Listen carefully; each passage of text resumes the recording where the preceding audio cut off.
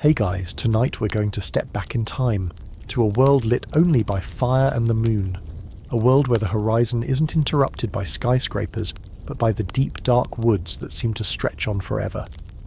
Imagine you're there now, not in a castle or on a mighty steed, but in a small humble cottage. The air is thick with the smell of wood smoke, damp earth, and something vaguely like wet dog. Outside, there's no hum of traffic, only the whisper of wind through thatch, and the distant lonely call of an owl.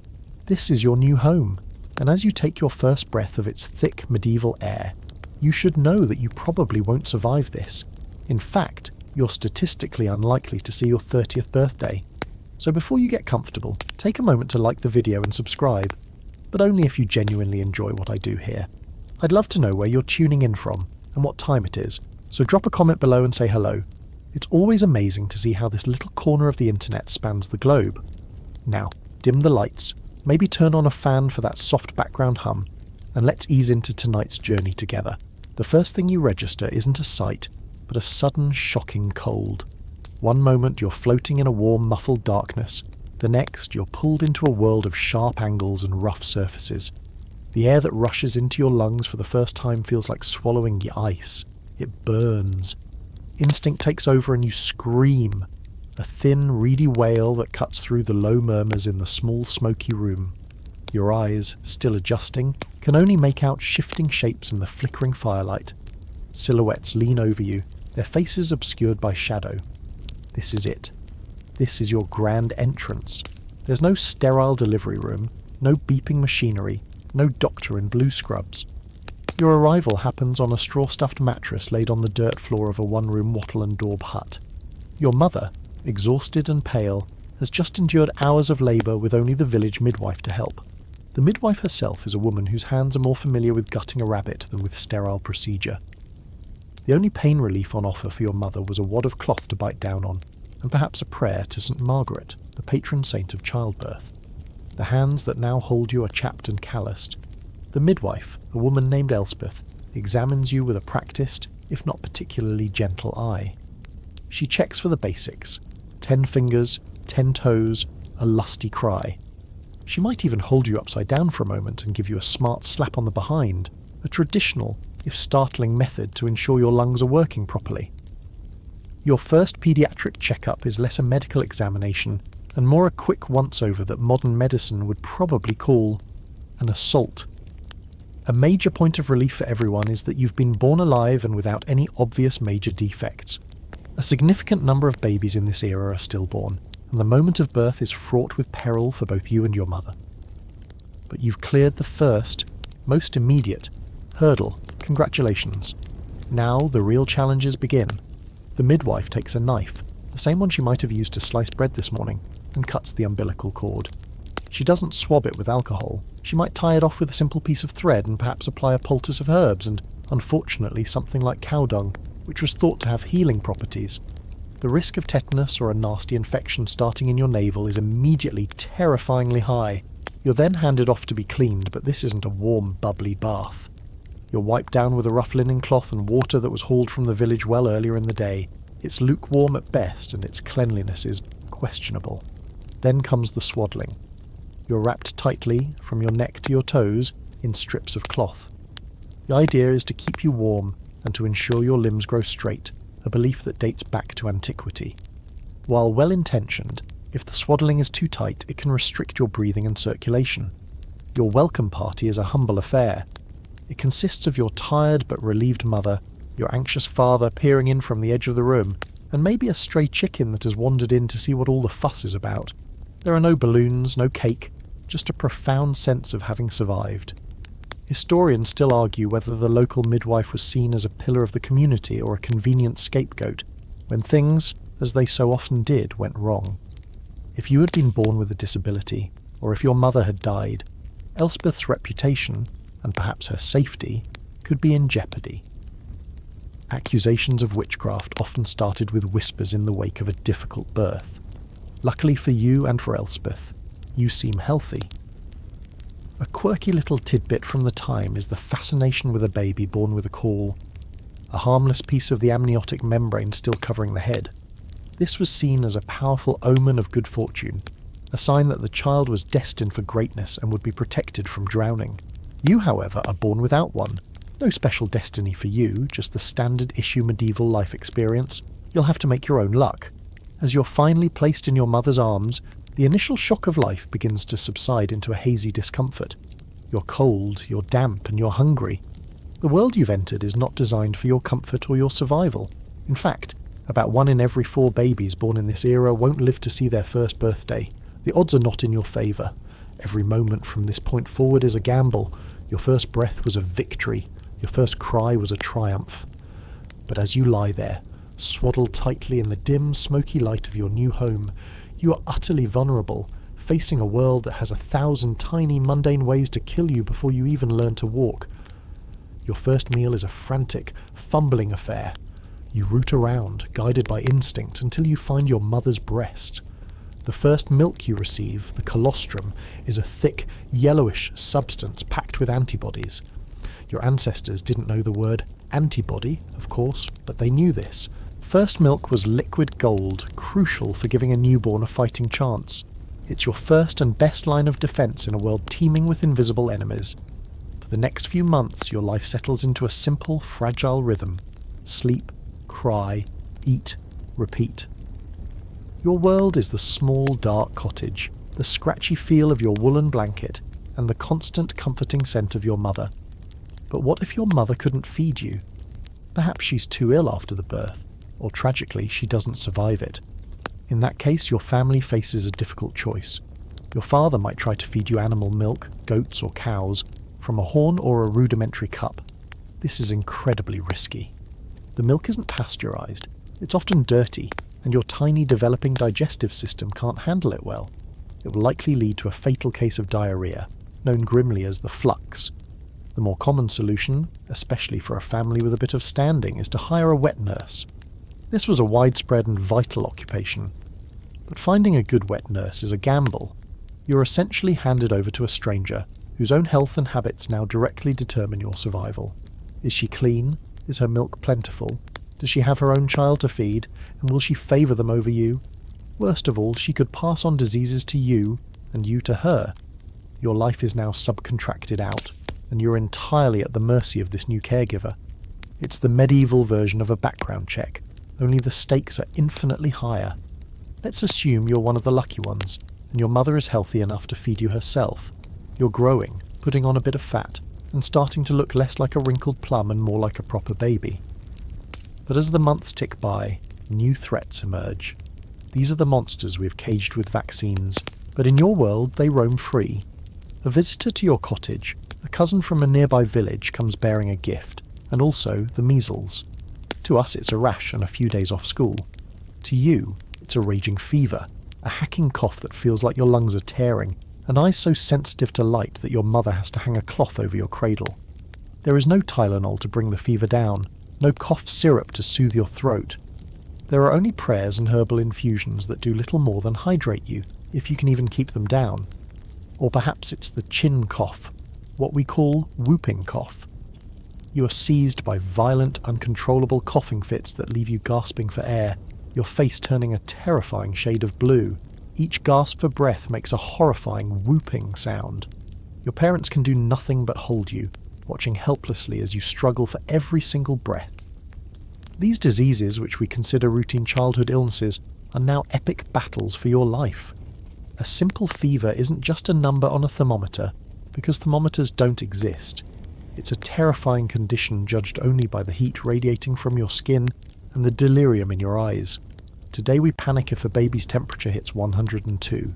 Back then, a life-threatening fever was just another Tuesday. Then comes teething. The constant gnawing pain in your gums makes you miserable. You cry incessantly, you drool, you refuse to eat. Your mother, desperate for a solution, might rub your gums with honey, a potential source of infant botulism, or give you a piece of hard bread to chew on. For a touch of magical protection, a quirky but common remedy was to hang a piece of polished coral on a string around your neck. It was thought to soothe the gums and ward off evil spirits drawn to a crying child. It's your first piece of jewellery, and it's meant to be a life-saving amulet. It's also, let's be honest, a colossal choking hazard. All this suffering raises a difficult question, one that historians still debate. Faced with such staggering infant mortality rates, did parents emotionally distance themselves from their babies as a form of self-preservation? It's tempting to think so. Why invest so much love in a tiny creature who has a 1 in 4 chance of not making it to their first birthday? And yet, the evidence we have, from lullabies to prayers to the heartbreaking inscriptions on tiny graves, suggests that the love of a parent was just as fierce and the grief just as profound as it is today. The human heart doesn't change that much. What changes is the context, the constant crushing anxiety that lurks beneath every coo and every smile. The greatest killer of all during this first year isn't a dramatic named disease. It's something far more mundane: dehydration from dysentery. A bout of diarrhea caused by contaminated water from the well, or a fly landing on your food, is a death sentence. Your body loses fluids faster than you can take them in. You become listless. Your eyes sink. Your skin loses its elasticity. You remember that cow dung poultice they put on your navel at birth? The bacteria from that could be paying you a visit right now, internally. Your parents would be frantic trying to get you to drink water, weak herbal teas, or thin gruel. But in a world without IV drips or electrolyte solutions, there is very little they can do as you simply fade away. But you are a fighter. You survive a lung infection in the winter. You overcome a terrifying bout of the flux in the summer. You've made it through your first year. A small celebration might be in order. Perhaps your father carves you a small wooden toy. Your mother might say an extra prayer of thanks. You have beaten the odds. You're no longer an infant. You are a toddler. You have survived the most dangerous year of your life. The problem is, the world is about to get a whole lot bigger, and with it, a whole new set of dangers. You've done it. You've celebrated your first birthday, a milestone that a quarter of your peers never reached. You're now entering the glorious phase of toddlerhood. You've learned to crawl, and soon you'll be taking your first wobbly, uncertain steps. Your world expands from the confines of your cradle to the entire single room of the cottage, and then, beyond that, to the threshold of the front door. The world is your oyster, and you're ready to explore. Unfortunately, this oyster is filled with grit, grime, and a shocking number of ways to get hurt. Your home, a cosy haven in your infancy, is now a minefield of potential hazards. The central feature of the room is the open hearth in the middle of the floor. There's no fireplace screen, no protective grate. It's just a pit of glowing embers and open flame used for cooking, heating, and light. It's mesmerizing. The dancing flames are the most interesting thing you've ever seen. You crawl towards it, drawn by the light and warmth, your mother's sharp cry of no, barely, registering. A single moment of inattention is all it takes for you to topple into the ash, receiving a burn that will scar you for life, if it doesn't become infected and kill you first.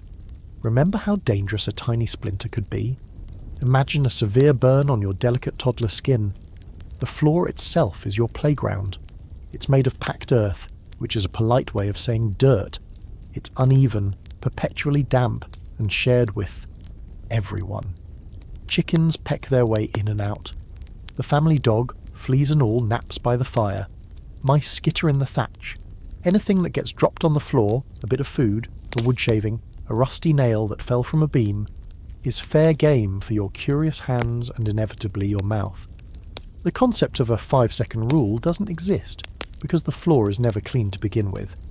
Every object you put in your mouth is a gamble with parasites, bacteria and disease. That interesting-looking pebble? It might have been licked by the dog moments before. That stray bit of straw? It might have been part of the bedding where your father recently butchered a pig. Let's say you managed to avoid the fire and the more disgusting floor finds. You've now mastered walking. The world is your racetrack. You toddle around the cottage, a tiny, unstoppable force of chaos.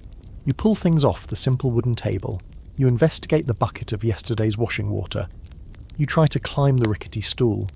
Your parents, who are also trying to spin wool, mend tools, or cook a meal, can't possibly watch you every second. There are no playpens, no baby gates. Childproofing is not a concept. The world is as it is, and it's up to you to learn its sharp edges, often the hard way. But the real dangers lie just outside the door. The moment you stumble out into the sunlight, the the risk factor increases tenfold. Your family lives in a small village, a tight cluster of houses surrounded by fields. The village green, the central open space, is a communal work area. There's no soft green lawn for you to play on. Instead, it's a muddy yard full of fascinating new dangers. The blacksmith's forge sends sparks flying. The tanner is scraping hides with sharp tools and using vats of foul-smelling liquids, including urine, to cure the leather. You wouldn't want to fall in there. Farm animals wander freely. A sow, protective of her piglets, could knock you over and give you a nasty bite. A bad-tempered goose, which is to say most geese, can be surprisingly aggressive. And then there are the horses and oxen used for ploughing. These are huge, powerful animals, and you're a tiny, unpredictable object at their feet. A single kick, not even meant maliciously, could be instantly fatal. Your parents' warnings to stay away are just words, but the sheer size of a draft horse is a lesson you'll hopefully learn from a safe distance. One of the greatest and most insidious dangers is the village well or the local pond. To you, it's a wonderful, splashy thing. You're drawn to the glimmer of the water, but wells are open, deep holes in the ground with low stone walls. If they have walls at all, ponds have slippery, muddy banks. Drowning was a shockingly common cause of death for medieval toddlers. A moment of distraction, a single slip, and you could be in the water. By the time anyone notices you're gone, it's far too late. There's a quirky but sad tidbit of medieval law that reflects this reality. Coroners' rolls from the period are filled with accidental deaths of children, and a recurring verdict is death by misadventure. But the law also had to grapple with the question of responsibility. Historians still argue whether the perceived negligence of parents was a punishable offence, or simply an accepted tragic part of life. Often, a parent's own grief was seen as punishment enough. The simple fact is, in a world where every member of the family had to work constantly just to survive, a modern level of supervision was impossible. Your parents love you, but they also have to milk the cow, weed the garden, and bake the bread, or the whole family starves. Let's not forget the fun you can have with what you find. You might see some colourful berries on a bush at the edge of the woods. They look delicious, a bit like the raspberries your mother sometimes gathers. Unfortunately, these are the berries of deadly nightshade. A handful is enough to cause hallucinations, paralysis, and death. Your world has no warning labels. Every plant, every mushroom, every source of water is a matter of trial and error, and the error can be your last.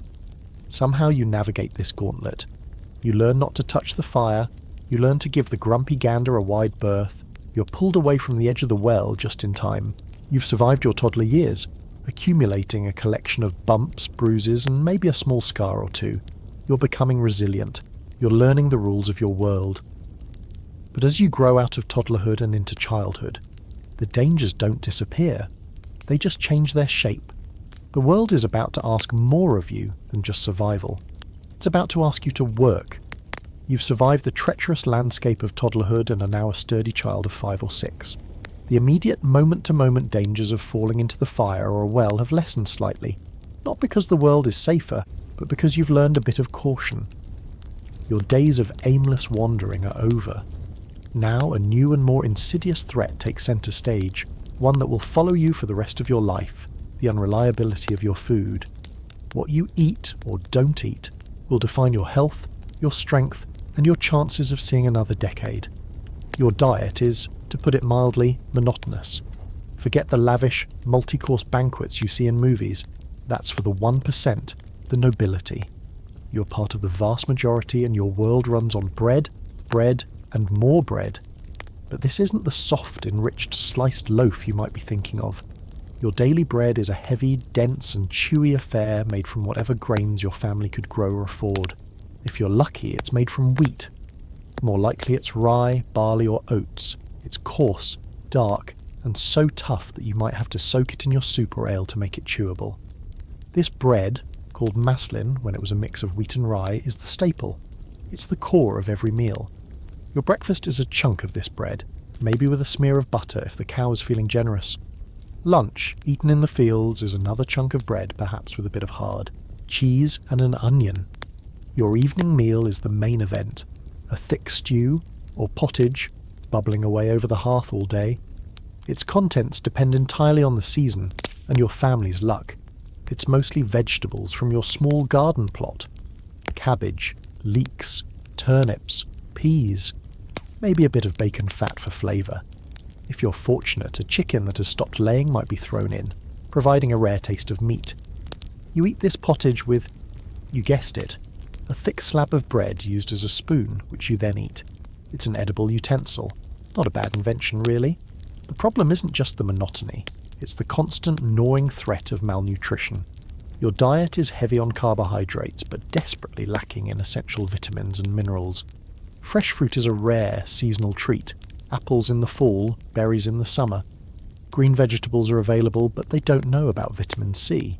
So the spectre of scurvy, with its bleeding gums and aching joints, is a constant companion, especially in the winter months. A lack of iron leads to anemia, leaving you perpetually tired and weak. A childhood without enough protein and calcium means your bones won't grow properly, leaving you stunted and frail for the rest of your life. You are what you eat, and what you're eating is barely enough to keep you going. Then there are the times when the food itself becomes the enemy. Your family stores its grain in a shed or a corner of the cottage. It's a constant battle against dampness, rats, and mould. One of the most terrifying dangers is a fungus called ergot, which can grow on rye in damp seasons. When this infected rye is milled into flour and baked into your daily bread, it unleashes a horrific condition known as St. Anthony's fire. The symptoms are nightmarish. You might experience intense burning pains in your limbs, a sensation so severe it feels like you're being roasted alive. In other cases, it attacks the central nervous system, causing vivid hallucinations, convulsions, and psychosis. Entire villages could be afflicted at once, leading to what seem like outbreaks of mass madness. Historians still argue about whether ergotism could explain some historical accounts of dancing plagues or demonic possessions. For you, it's just the bread you ate this morning trying to kill you.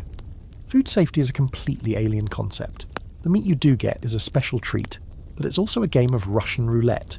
The pig your father slaughters in the fall has to last the whole winter. It's preserved by salting or smoking, but these methods aren't foolproof. A bit of spoiled pork could give you a case of trichinosis or another nasty parasitic infection. The fish from the local river might be contaminated with whatever diseases are festering upstream. Even the water you drink drawn from the village well is a constant risk, shared by both humans and animals. A single sick traveller passing through and using the well could infect the entire community. There's a quirky fringe tidbit about medieval diets that involves the church. The church mandated numerous fast days throughout the year, every Friday, all of Lent and various other saints' days. On these days, you couldn't eat meat or animal products like milk and cheese. This sounds like a health kick, but in reality, it put even more strain on your already limited diet. People got creative though. Since the definition of fish was rather loose, beavers were sometimes classified as fish because they lived in water and had a scaly tail. So, on a Friday, you might be enjoying a nice, holy, church-approved beaver tail for dinner. Puffin was also on the menu for the same reason. It's a classic case of finding a loophole in the divine rules. You're constantly hungry. Not just I could go for a snack hungry, but a deep cellular hunger. Your body craves nutrients it simply cannot get. This chronic malnutrition has a devastating effect on your immune system. Remember those childhood diseases like measles? A well-nourished child might fight it off. A malnourished child like you is far more likely to succumb to complications like pneumonia or bronchitis. Every illness is magnified, every injury takes longer to heal. The daily grind of finding enough calories to survive leaves you vulnerable to every other threat this world can throw at you.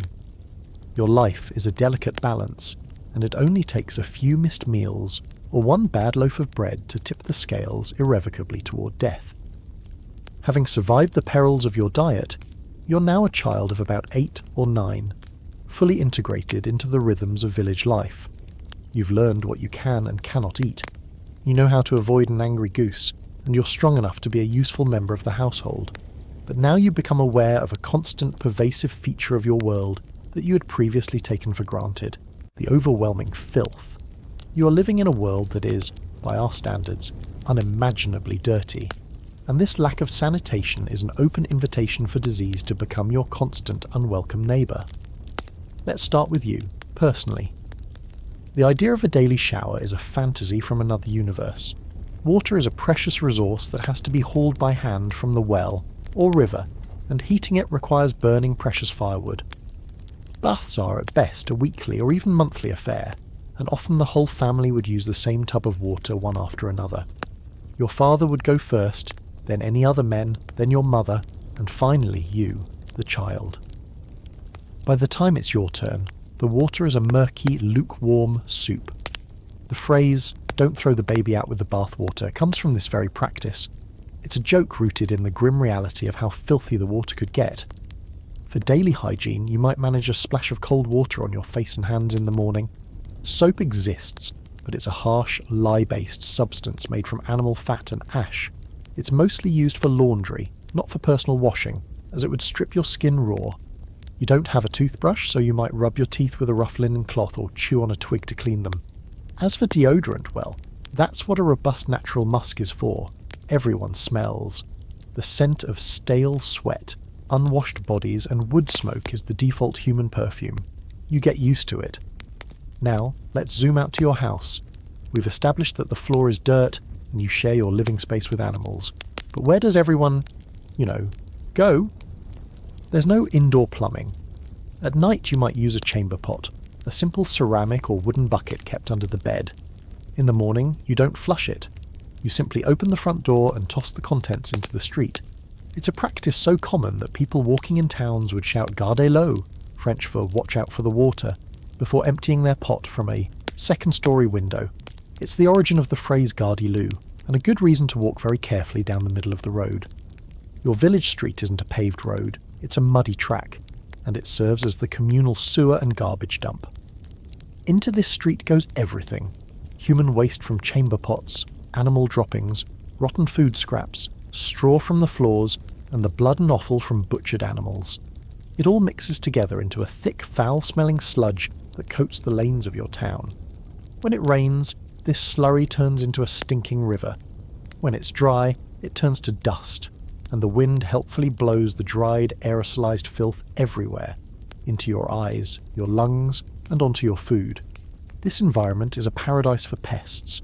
Rats, their bellies full of garbage, grow fat and bold. They infest homes, grain stores, and businesses, carrying with them the fleas that are the vectors for catastrophic diseases. Flies are a constant, buzzing torment, moving indiscriminately from a pile of dung to the chunk of cheese on your table. Every bite of food you take has likely been visited by a fly that was, moments before, feasting on something truly unsanitary. You're living inside a giant petri dish, and the experiment is seeing how long you can last before a pathogen finds its way into your system. A mainstream historical fact is that even castles, the homes of the rich and powerful, were notoriously filthy. Their toilets, called garderobes, were often just small rooms with a hole in the floor that opened to the outside, emptying down the castle wall and into the moat below. The moat, which we imagine as a clean water defence, was often little more than a giant open-air septic tank. The stench in and around a great castle on a hot day would have been breathtakingly awful. Historians still argue about the medieval person's perception of all this filth. Did they simply have a higher tolerance for it?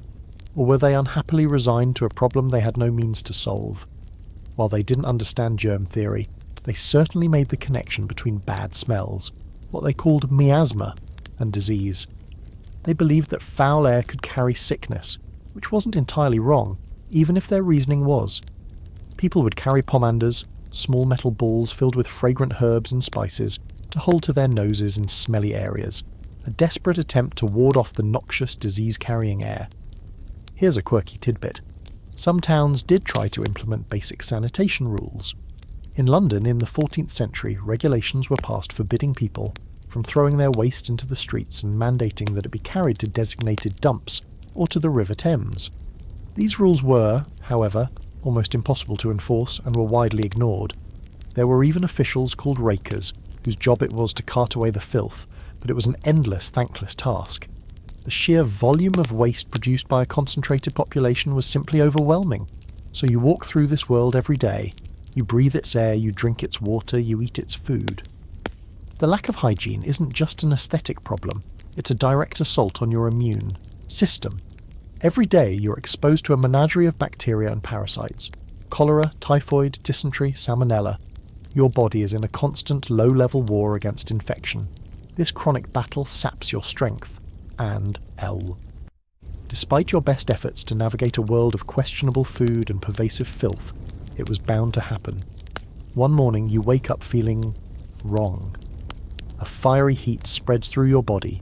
Your head throbs with a dull, insistent pain, and a cough rattles in your chest. You've gotten sick.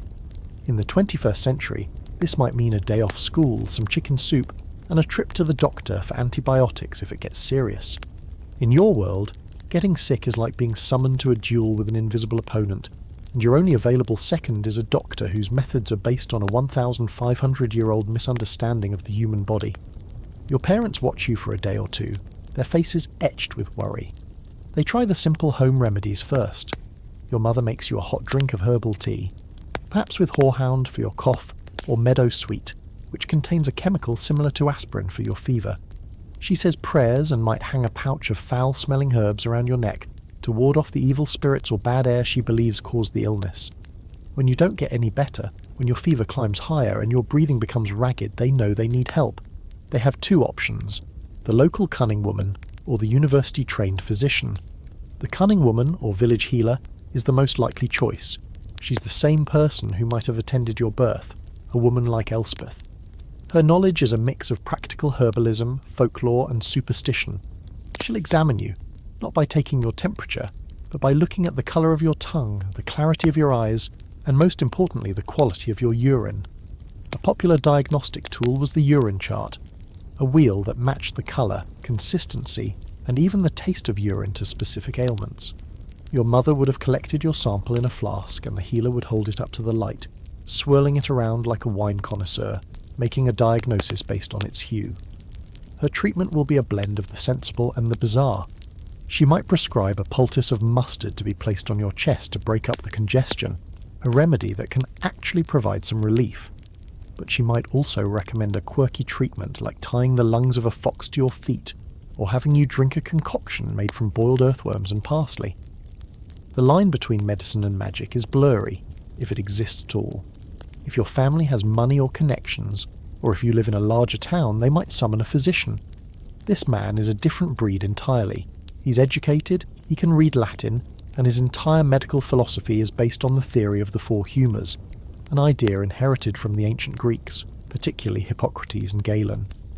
This theory holds that the body contains four essential fluids: blood, phlegm, yellow bile, and black bile. Perfect health is a perfect balance of these four humours. Sickness is caused by an imbalance, too much or too little of one. Therefore, the cure is to rebalance them. The physician's approach is systematic, but systematically wrong.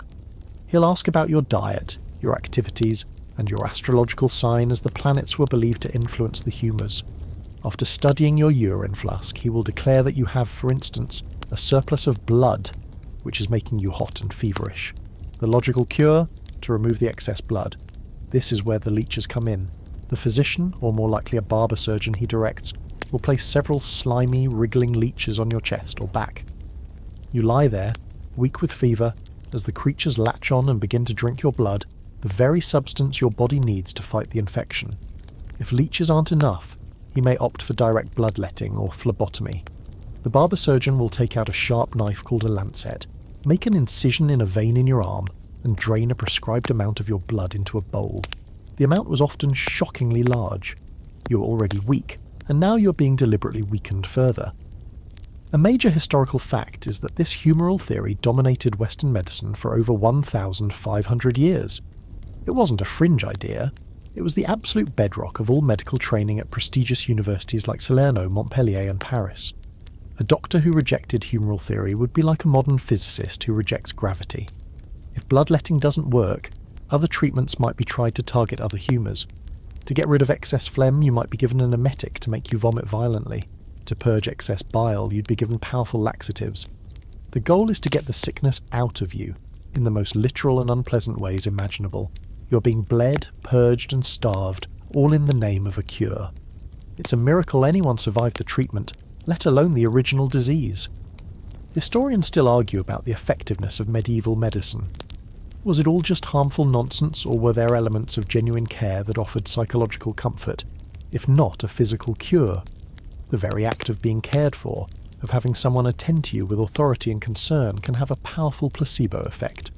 Perhaps the physician's calm demeanour and the healer's soothing words did more good than their foul-tasting potions. As you lie there in your fever dream, you are caught between the disease ravaging you from the inside and the cure assaulting you from the outside. Your body is the battlefield. The physician is confident his methods are sound. They are based on centuries of scholarly tradition. The village healer is certain her ancestral remedies hold the key. Your parents are desperate, willing to try anything. And you? You're a 10-year-old child, weak and frightened, hoping that one of these well-intentioned but misguided efforts doesn't accidentally kill you before the illness gets its chance. Miraculously, you pull through. Whether it was because of the herbal teas, in spite of the bloodletting, or simply due to the raw resilience of your own young body, the fever breaks. The rattling in your chest subsides, and the world slowly swims back into focus. You're weak, thinner, and left with a lingering cough, but you're alive. You faced down a serious illness and won. This victory might make you feel invincible, but the truth is, you've just been reminded of how fragile life is, and you're about to learn that in this world, it isn't always the great dramatic sicknesses that get you. Sometimes, the deadliest threat comes from the smallest of things. A splinter, a cut, a single scratch. Your life is filled with rough surfaces and sharp objects. Your family's cottage is made of wood, and the furniture, the simple table, the stools, the wooden spoons you eat with, is hand-carved and unsanded.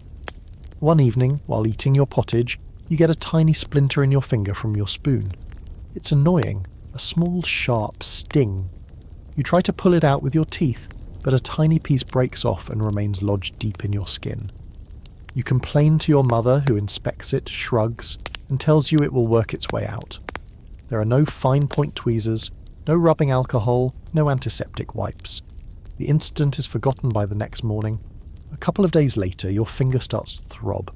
The area around the tiny wound is red, swollen, and hot to the touch.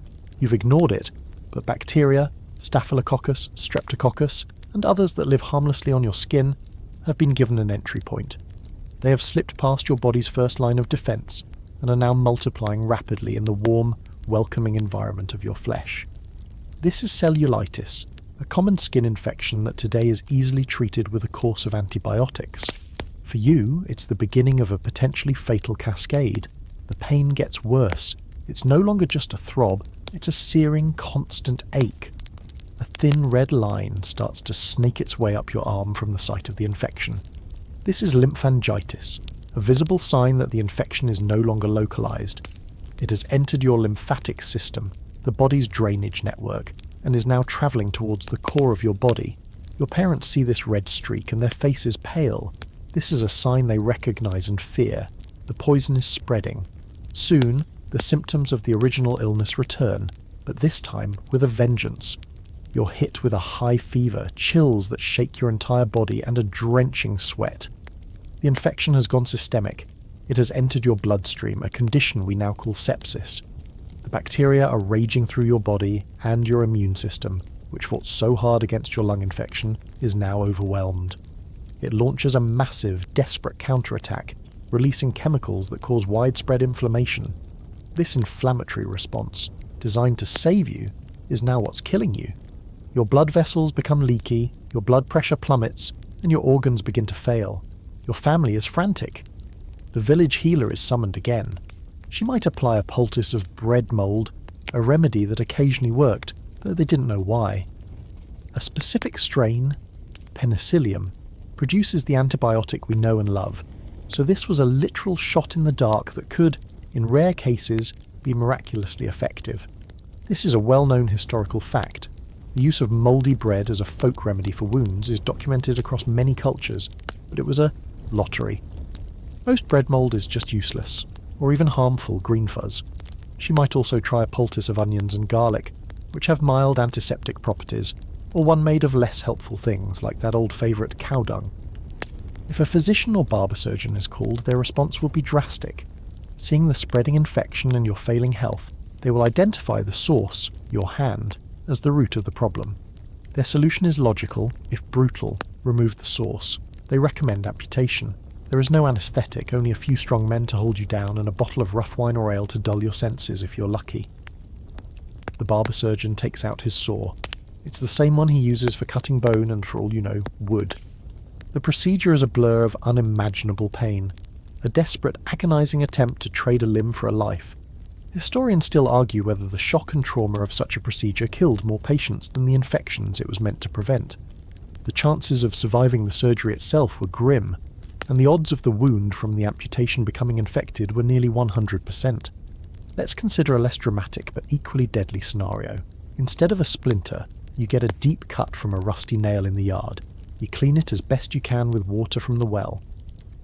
But the nail was contaminated with Clostridium tetani, a bacterium found in soil and manure. A week later, your jaw feels stiff, then your neck. Soon, you're experiencing horrific muscle spasms. Your back arches uncontrollably, and your face is pulled into a terrifying fixed grin, the risus sardonicus. This is tetanus, or lockjaw, and it is one of the most agonising ways to die. There is no cure. Your mind remains clear as your body is racked by convulsions until your muscles, including those used for breathing, finally seize up completely. This is the reality of a world without germ theory. The connection between dirt and disease is fuzzy at best. A quirky fringe belief held by some was that a wound could be healed by treating the weapon that caused it. So if you were cut by a sword, they would ignore your bleeding arm and instead apply salves and bandages to the sword itself, believing it would magically heal the injury from a distance. As you can imagine, this method had a rather low success rate.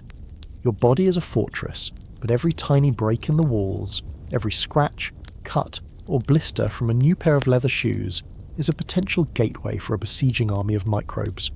You survived a major illness, but now you might be brought down by a wooden spoon. It's a constant, terrifying lottery. You learn to be careful, to treat even the smallest wound with a sense of gravity, because you know that in this world there is no such thing as a minor injury. Somehow, you avoid sepsis from a splinter and dodge tetanus from a nail. You've reached the ripe old age of 7. In our world, this means starting 2nd grade, learning multiplication tables and looking forward to summer vacation. In your world, it means your childhood is officially over. It's time to go to work. There is no concept of a protected, playful childhood that extends into your teens. You're now considered a small adult and you're expected to contribute to the family's survival. Your career begins now, and it comes with no training manual, no safety equipment, and no such thing as an 8-hour day. Your apprenticeship for life started years ago, of course. As a toddler, you were tasked with simple things like chasing chickens out of the garden or gathering fallen branches for firewood. But now, your tasks become more serious, more demanding, and far more dangerous. Your specific job depends on your gender and your family's station.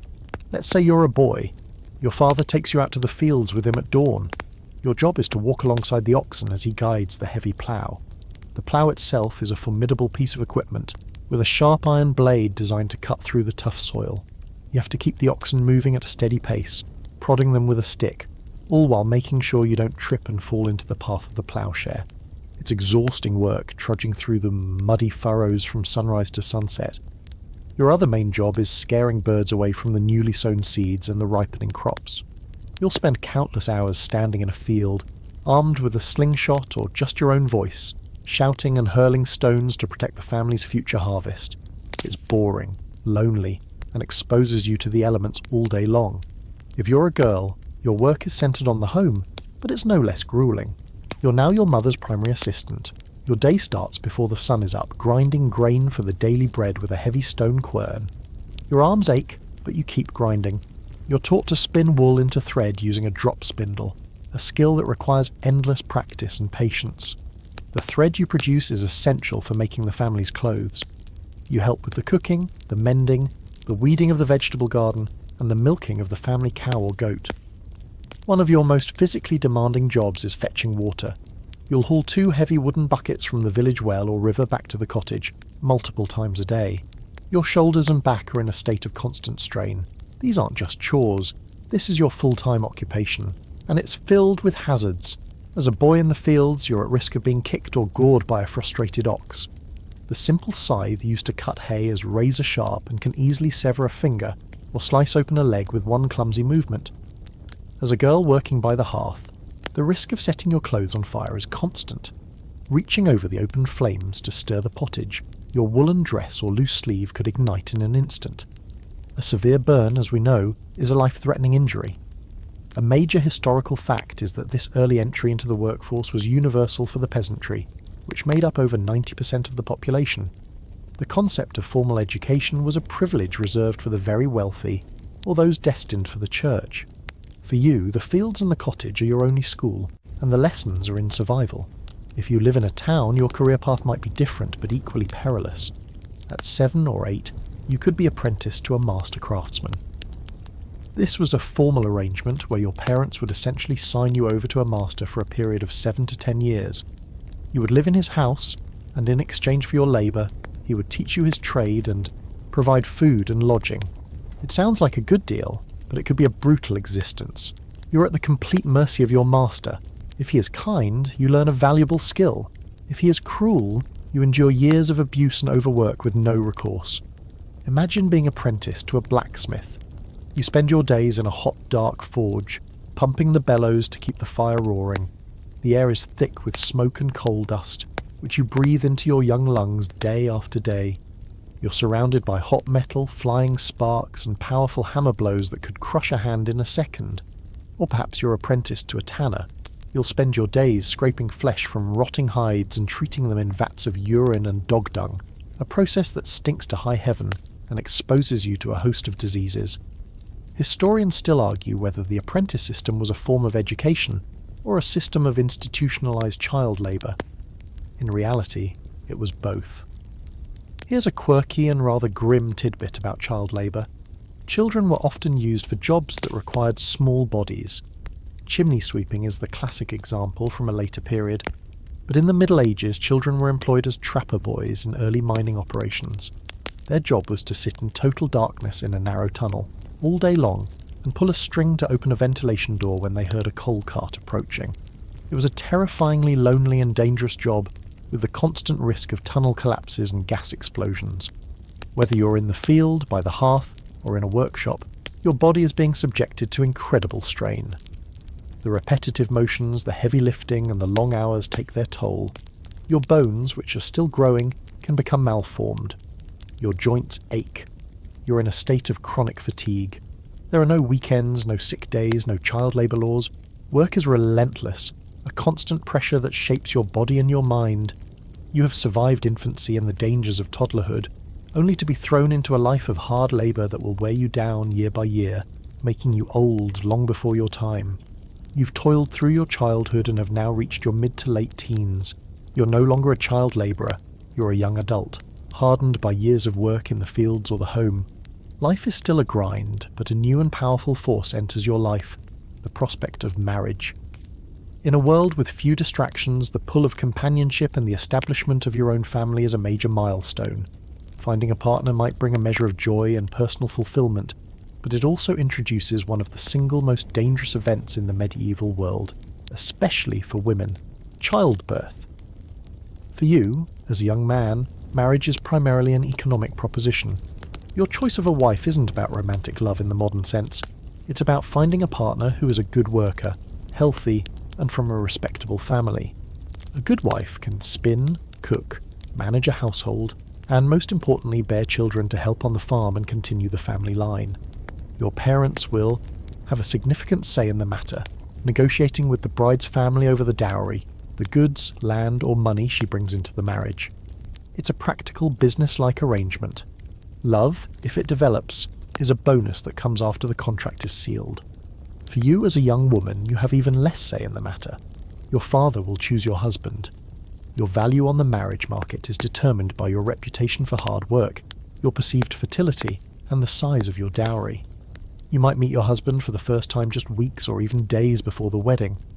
A mainstream historical fact is that the age of consent for marriage was shockingly low by modern standards, 12 for girls and 14 for boys. While most peasants tended to marry later in their late teens or early 20s, the law permitted these very early unions, particularly among the nobility for political alliances. The wedding itself is a simple affair. There's no white dress or fancy tuxedo. You wear your best clothes, which are likely just your normal clothes but cleaner. The ceremony involves a priest at the church door, followed by a small feast at your family's cottage if you can afford it. Then you move in together, often into a small cottage of your own, or perhaps just a section of your parents' house. Your new life begins, and soon the inevitable happens. You, the wife, are pregnant. This is a cause for celebration. It's the fulfillment of your primary role in this society. But beneath the joy is a deep, unspoken fear, because everyone knows someone, a sister, a cousin, a neighbour, who died in childbirth. For the next 9 months you continue your work as usual. There's no concept of maternity leave. You're still hauling water, grinding grain, and working in the garden, right up until the pains begin. When labour starts, you enter what was known as the lying-in period. You're confined to your bed, and the room is prepared. Windows are shuttered to keep out drafts and, it was believed, evil spirits. A fire is lit regardless of the season, making the room hot and stuffy. Your husband and any other men are sent away. The birthing room is an exclusively female domain. Your mother, sisters, and the local midwife, our old friend Elspeth, gather to assist you. The process is a grueling marathon. There are no painkillers, no epidurals. Your only relief is a cloth to bite on, the soothing words of the other women, and fervent prayers to St. Margaret, the patron saint of childbirth, whose girdle was sometimes rented out to labouring women as a holy relic to wrap around their waist. Historians still argue about the true role of the all-female birthing chamber. Was it a supportive, empowering space, or was it a place where harmful folk traditions and unhygienic practices were perpetuated without question? If the labour is straightforward, you might deliver a healthy baby after several hours and survive the ordeal, exhausted but intact. But complications are terrifyingly common. If the baby's in the wrong position, or breech, the midwife's only recourse is to try and turn it by hand, a painful and dangerous procedure.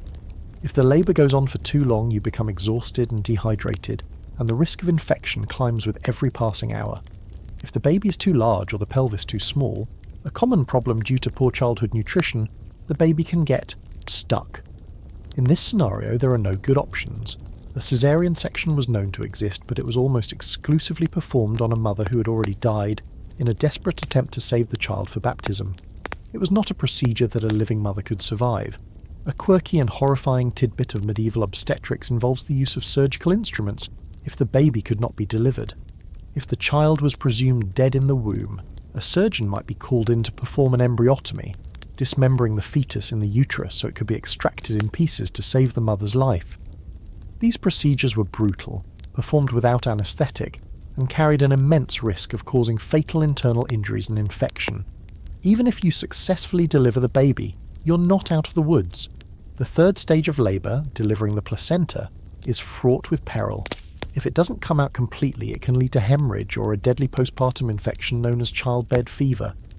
In a world without sterile instruments and with midwives whose hands were not clean, the introduction of bacteria into the uterus was almost guaranteed. You could survive the birth itself, only to die a week later from a raging fever, leaving behind a newborn child who now also has a poor chance of survival. Maternal mortality rates were staggeringly high. It's estimated that for every 100 births, at least 1 to 2 mothers died, meaning a woman with multiple children faced a significant cumulative risk of death. For you, the young husband, you wait outside, listening to the sounds from the birthing room with a sense of utter helplessness. The life of your wife and your first child are completely out of your hands. The joy of becoming a father is overshadowed by the very real possibility that you could become a widower in the same instant. Marriage and children are the cornerstones of your society, but for every new life brought into the world, the shadow of death looms menacingly over the mother. Let's say you and your spouse have navigated the perilous waters of childbirth. You have a small but growing family, a cottage to your name, and a routine of hard work that, while exhausting, provides for your basic needs. You are, by the standards of your time, doing all right. You keep your head down, you work your land, and you try not to cause any trouble. But in the medieval world, trouble has a way of finding you, and when it does, you'll come face to face with a system of justice that is swift, brutal, and has a very different understanding of innocent until proven guilty. One evening, a dispute with your neighbour over a wandering pig escalates.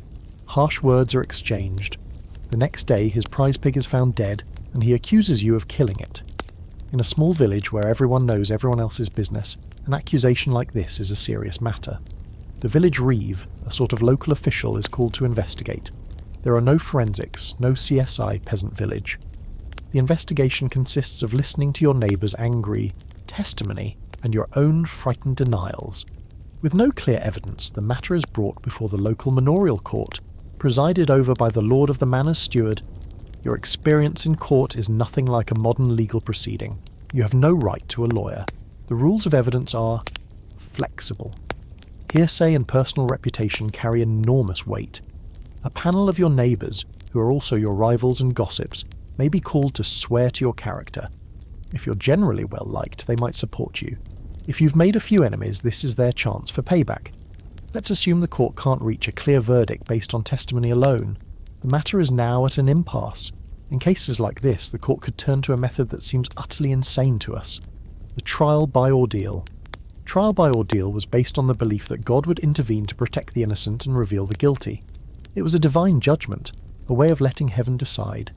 This wasn't some fringe practice.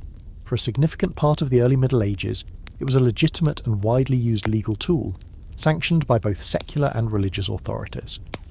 A major historical fact is that the Fourth Lateran Council in 1215 formally forbade priests from participating in trials by ordeal, which led to their gradual decline and replacement by trial by jury, but the practice lingered in folk justice for a long time. You, the accused, are now facing one of several terrifying options. The most common was the ordeal of hot iron. You would be required to carry a piece of red-hot iron for a set distance, usually a few paces. Your hand would then be bandaged and sealed by the priest. After 3 days, the bandages would be removed. If the wound was healing cleanly, God had proclaimed your innocence. If it was festering and infected, which, given the lack of antiseptic care, was almost certain, you were guilty. Another popular choice was the ordeal of hot water. You would have to plunge your arm into a cauldron of boiling water to retrieve a stone or a holy ring from the bottom. Again, your arm would be bandaged, and the state of the wound after 3 days would determine your fate. The logic was that God would miraculously prevent the boiling water from scalding an innocent person. Perhaps the most famous, though more often used for accusations of witchcraft, was the ordeal of cold water. You would be bound, thumb to opposite toe, and thrown into the local river or pond. The water, having been blessed, was considered pure and would therefore reject a guilty person. If you floated, you were guilty. If you sank, the pure water had accepted you, and you were innocent. Of course, by the time they pulled your innocent, sunken body out of the river, you might have already drowned. It's a classic damned if you do, damned if you don't scenario. Historians still argue about the true purpose of these ordeals. Were they genuinely believed to be a conduit for divine judgment, or were they a form of psychological coercion, designed to scare a confession out of the guilty before the ordeal even took place? It's likely a bit of both. The sheer terror of having to carry a glowing piece of iron might be enough to make a guilty person admit their crime. Let's imagine you are sentenced to the ordeal of hot iron for that pig-killing accusation. The entire village gathers to watch. A priest says a prayer as the blacksmith pulls the iron bar from the forge, its heat radiating across the churchyard. Your heart pounds in your chest. You know that no matter what, this is going to hurt. You take the iron, the searing pain is instantaneous and blinding, and you stumble the required 3 paces before dropping it with a cry. Your hand is a mess of blistered, scorched flesh. It's wrapped, sealed, and you spend the next 3 days in an agony of pain and terror, praying for a miracle as you feel the infection beginning to take hold. Even if you're acquitted, justice in this era is physically brutal. Punishments for crimes were a public spectacle, meant to deter others. For a minor theft, you could be put in the stocks or the pillory, where you would be pelted with rotten food and animal dung by your neighbours for hours. For a more serious crime, like poaching a deer from the Lord's forest, you could be branded with a hot iron or have a hand chopped off. And for the most serious crimes, like murder or treason, the punishments were designed to be as agonising and humiliating as possible. Hanging, drawing and quartering was a particularly gruesome fate. There's a quirky tidbit of legal history from this time: the right of sanctuary. If you were accused of a crime, you could flee to the nearest church and claim sanctuary. As long as you were inside the church, you were legally protected from arrest. You then had 40 days to either negotiate a pardon, face trial, or agree to abjure the realm, to confess your crime and be exiled, walking to the nearest port with a wooden cross and taking the first ship out of the country, never to return. It was a strange legal escape hatch in a very harsh system. As you wait for your bandaged hand to be unwrapped, you realise the fragility of your existence. Your life and reputation can be destroyed by a neighbour's lie, and your innocence can be proven by a method that maims you for life. Justice isn't about truth, it's about power, community pressure, and a terrifying appeal to a silent heaven. Your hand, against all odds, begins to heal. The infection subsides, and while you're left with a nasty scar that serves as a permanent reminder of your brush with medieval justice, you're declared innocent. The ordeal is over. You return to your family and your fields, hoping for a long, quiet period of unremarkable survival. You focus on the one thing that underpins your entire existence, the land. But the land and the weather that governs it is a fickle and unforgiving master. You're about to learn that the greatest threat to your life isn't a sudden illness or a neighbour's accusation, but a slow, creeping disaster that can starve not just your family but an entire continent. Your life is dictated by the seasons. You know the rhythm of the agricultural year in your bones. You know when to plough, when to sow, and when to reap. Your family's entire stock of food for the coming year depends on the success of a single harvest in the late summer. A good harvest means a winter with enough bread and a small surplus to maybe sell or trade. A bad harvest is a catastrophe. This year, something is wrong. The spring, which should be a time of gentle rain and growing warmth, is cold and relentlessly wet. The fields are waterlogged, turning your carefully ploughed furrows into muddy trenches. You and your father try to sow the seeds, oats, barley, a little wheat, but the conditions are terrible. Much of the seed rots in the cold, wet ground before it can even sprout. What does grow is stunted and pale. You pray for sun, for warmth, for a change. But the rain continues day after day, week after week. Summer arrives, but the weather doesn't improve. The sun is a rare visitor, a pale disk behind a constant blanket of grey cloud. The crops that survived the spring struggle, their growth anemic. The hay in the meadows, needed to feed your precious livestock through the winter, is soaked and begins to mould before you can even cut it. A sense of quiet panic begins to creep through the village. Everyone's fields look the same. The old-timers shake their heads and mutter that they've never seen a summer like it. This isn't just a local problem. What you're experiencing is a massive climate shift, a period of cooling and unpredictable weather that historians now call the Little Ice Age. A major historical fact is that this period, beginning roughly around 1300, saw temperatures drop and weather patterns become erratic across the northern hemisphere. It had a devastating impact on agriculture, which was finely tuned to the previously warmer, more stable climate of the medieval warm period. The harvest, when it finally comes, is pitiful. You reap less than half of what you would in a normal year. The grain is damp and of poor quality. As you store it, you know it's susceptible to mould and rot. The mood in the village is grim. There is no surplus.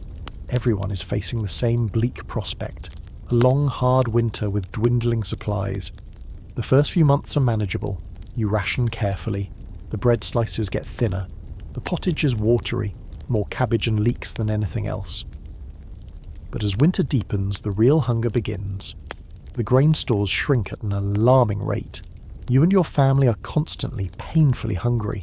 The cold seeps into your bones, and with no extra calories to burn, it feels more bitter than ever before. Your livestock begins to suffer. The mouldy hay you manage to salvage provides little nutrition. Your cow, a vital source of milk, butter and cheese, grows thin, and her milk dries up. Desperate, you and your father are forced to make a terrible decision. You slaughter the cow for meat. This provides a temporary reprieve, a few weeks of precious protein, but you have just killed a long-term asset for a short-term gain. It's a sign of true desperation. You even have to slaughter your ox, your living tractor, meaning next year's ploughing will be nearly impossible. By late winter, the situation is dire. You're eating bread made from anything you can grind into flour. Acorns, tree bark, dried peas. It's gritty, foul-tasting, and provides little nourishment. People in the village begin to die. The old and the very young are the first to go, their bodies too weak to withstand the combined assault of cold and starvation. You see your neighbours, once sturdy and strong, now reduced to skeletal figures with hollow eyes. The social fabric of the village begins to tear. Food is hoarded, thefts become common. The community that once gathered to watch your ordeal by iron is now a collection of desperate individuals, each family fighting for its own survival. Historians still argue about the full extent of the horror during the Great Famine of 1315 to 1317, the most extreme event of this period, which was triggered by exactly this kind of catastrophic, persistent rain. Contemporary chroniclers write of unspeakable acts, of desperate people eating their own children, of digging up the recently buried to consume their corpses. While likely exaggerated for dramatic effect, the core truth is undeniable. Society was pushed to the absolute brink. There's a quirky and tragic economic tidbit from this time. The price of grain skyrocketed to levels never before seen. A peasant farmer like you, who in a normal year would be a seller of grain, is now forced to try and buy it at these impossible prices, selling off every last possession, your tools, your pots, your very clothes, just to afford a few pounds of wheat. It was a vicious cycle. The famine didn't just kill people through starvation, it utterly bankrupted them, ensuring that even if they survived, they would be destitute for years to come. You survive the winter, but you are a ghost of your former self. You are emaciated, weak, and your body is racked with deficiency diseases like scurvy. You have survived the failed harvest, but the spectre of hunger has left a permanent mark on you. You now understand that your life balances on the edge of a knife, and that a few extra inches of rain at the wrong time of year is all it takes to plunge you and everyone you know into a nightmare of starvation, from which there is no easy escape. You have stared starvation in the face, and through a combination of luck and desperate measures, you've survived. The famine has loosened its grip, and a few seasons of better weather have allowed the village to slowly, painfully get back on its feet. You're in your early 20s now, wiry and tough. You've endured sickness, injustice, and hunger. You might be forgiven for thinking you've seen the worst this world can throw at you. But one autumn evening, as you sit with your family by the hearth, you'll be reminded of another ever-present danger, one that can erase your entire world in a matter of hours. Fire. Your village is a tinderbox waiting for a spark. Every single house, including your own, is built from highly flammable materials. The walls are wattle and daub, a lattice of wood woven with twigs and covered in a plaster of clay, straw and dung. The roof is a thick layer of dried thatch. The floor is strewn with straw for warmth and to soak up the damp. Your furniture is wood. Your clothes are wool and linen. Your bed is a straw-stuffed mattress. You live, sleep and eat inside a pile of kindling. Heat and light come from a single source, the open fire in the centre of the room. It's a pit of glowing embers that is never truly extinguished.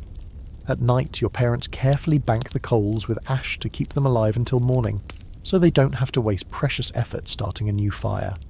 This perpetual, smouldering heart of your home is both a necessity and a constant menace. Tonight, a strong wind is blowing, rattling the simple wooden shutter on your window opening. The wind finds its way down the smoke hole in the roof, a simple opening in the thatch designed to let the smoke and much of the heat escape. It gusts down, whipping the embers in the hearth into a frenzy. A single large spark, bigger than usual, is carried up by the draught. It doesn't make it out of the smoke hole. Instead, it lands on the dry, tinder-like thatch of your roof. At first, nothing happens. It's just a tiny, glowing orange spot in the darkness.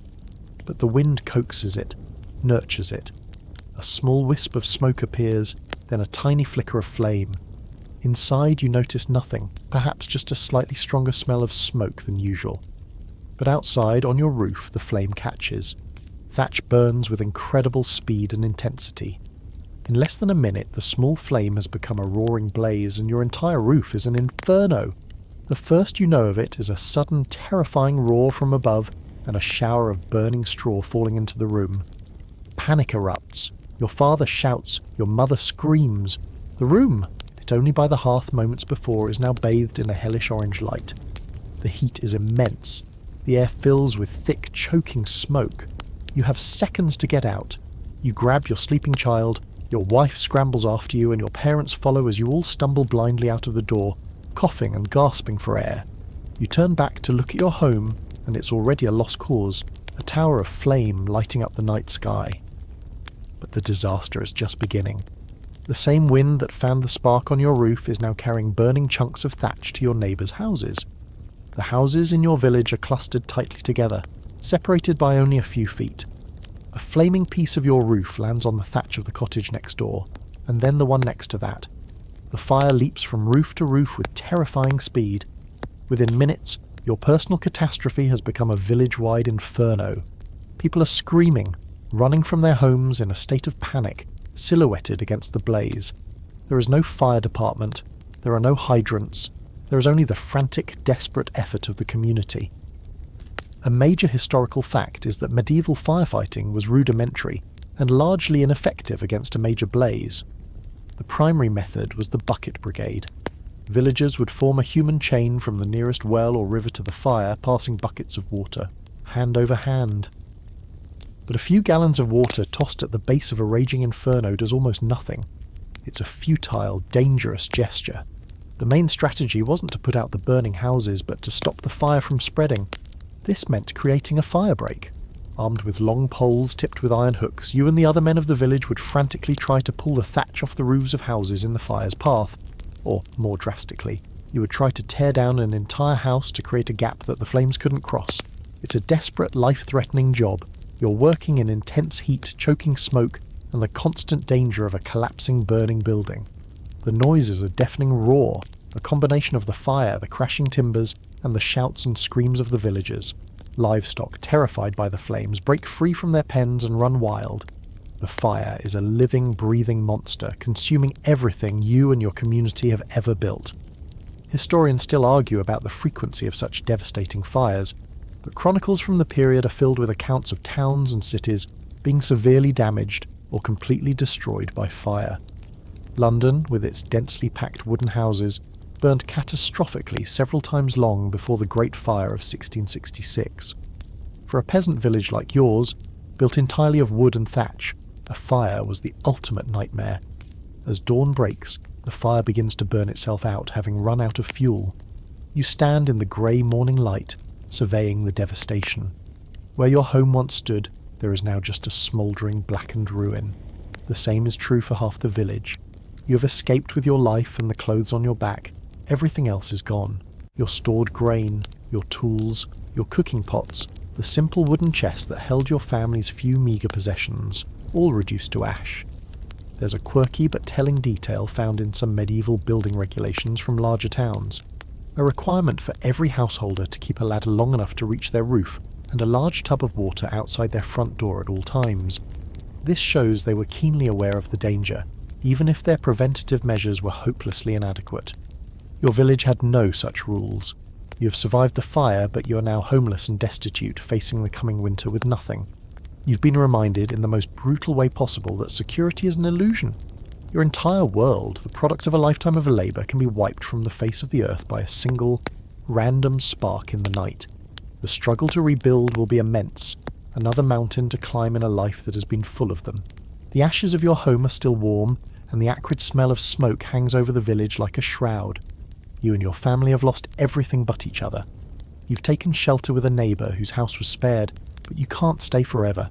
Your only hope is to journey to the nearby town, a bustling market centre a day's walk away, where your wife has a cousin who works as a weaver. Perhaps he can offer some help, a place to stay, or a chance at work. And so, with nothing but the clothes on your back and a small pouch containing your last few coins, you set out on the open road. This journey, which we would consider a short, simple trip, is for you an epic and dangerous adventure. The concept of a road in your time is very different from our own. Forget smooth asphalt and clear signage. The road you're walking on is a deeply rutted dirt track, churned to mud by cartwheels and the passage of countless hooves. After a recent rain, it's a treacherous quagmire that tries to pull the simple leather shoes from your feet with every step. In dry weather, it's a choking cloud of dust. There are no maps for a commoner like you, only a general sense of direction and the hope that you're following the right path. You walk with a constant sense of vulnerability. You're on foot, moving slowly, and your small family group is an obvious target. The forests and hills that the road passes through are not idyllic nature preserves. They're wild, often lawless places, and the line between a dense wood and a bandit's hideout is perilously thin. Every stranger you see on the road ahead is a potential threat. Is that group of men approaching a company of honest merchants, or are they highwaymen waiting for an easy mark? You instinctively pull your wife and child closer, trying to look as poor and non-threatening as possible, hoping they'll pass you by without a second glance. A major historical fact is that the maintenance of roads was a haphazard and localised affair. The old Roman roads, marvels of engineering, had long since fallen into disrepair. Local lords were technically responsible for the upkeep of roads passing through their lands, but it was a low priority. Travel was slow and arduous for everyone. A journey of 20 miles was a full day's trek on foot, and even a wealthy merchant on horseback would be lucky to cover 30 miles in a day. As you trudge onward, the physical toll is immense. Your feet are blistered and sore. Your child, too young to walk the whole way, has to be carried, adding to the burden. You have no water bottle, so you're forced to drink from streams you pass along the way, a risky proposition that could easily lead to dysentery. The small piece of bread you brought with you is gone by midday. Hunger gnaws at you, a familiar but unwelcome companion. The journey is punctuated by small but significant dangers. You come to a river, but the wooden bridge that once spanned it has been washed away in a flood. Your only option is to find a shallow spot to ford it. You hold your child high as you wade into the cold, fast-flowing water, stumbling on slippery rocks, praying the current doesn't sweep you off your feet. A simple river crossing is a moment of high-stakes tension. Nightfall presents a new set of fears. To be caught on the road after dark is to invite disaster. The darkness is absolute, offering perfect cover for robbers or wolves. Your goal is to reach a roadside inn or a monastery that might offer shelter to travellers. These places provide a measure of safety, but they are not free. You'll have to part with some of your precious few coins for a spot on the floor of a common room, shared with a dozen other snoring, smelly strangers. You sleep with one eye open, your money pouch clutched tightly in your hand. Historians still argue about just how dangerous medieval travel really was. Some accounts paint a picture of roads swarming with outlaws, while official records suggest that violent crime on the highways was less common than we might imagine. The truth is likely somewhere in between. While you might not be accosted by a masked highwayman at every turn, the fear of it was constant, and the risk was always real. Disbanded soldiers, desperate peasants, and professional criminals certainly roam the countryside. Even other travellers could be a source of danger. You might fall in with a group of pilgrims on their way to a shrine. They offer safety in numbers, but they also bring their own risks. A pilgrim from a distant land could be an unknowing carrier of a disease that your village has never been exposed to, a sickness against which you have no immunity. Sharing a drinking cup or a sleeping space with a stranger is a gamble. There's a quirky detail about medieval travel infrastructure, the proliferation of spittals or hospitals. These weren't hospitals in the modern medical sense, but rather charitable houses, often run by religious orders, that provided hospitality to travellers, the poor and the sick. The word hospital shares its root with hospitality. Finding a spittle on your route could mean the difference between a safe night's rest and a dangerous night spent shivering in a ditch. St Cross Hospital in Winchester, for example, has been offering a wayfarer's dole, a small portion of bread and ale, to travellers for nearly 900 years, a tradition that continues to this day. Finally, after a long, gruelling day of walking, you see the stone walls of the town in the distance. You have made it.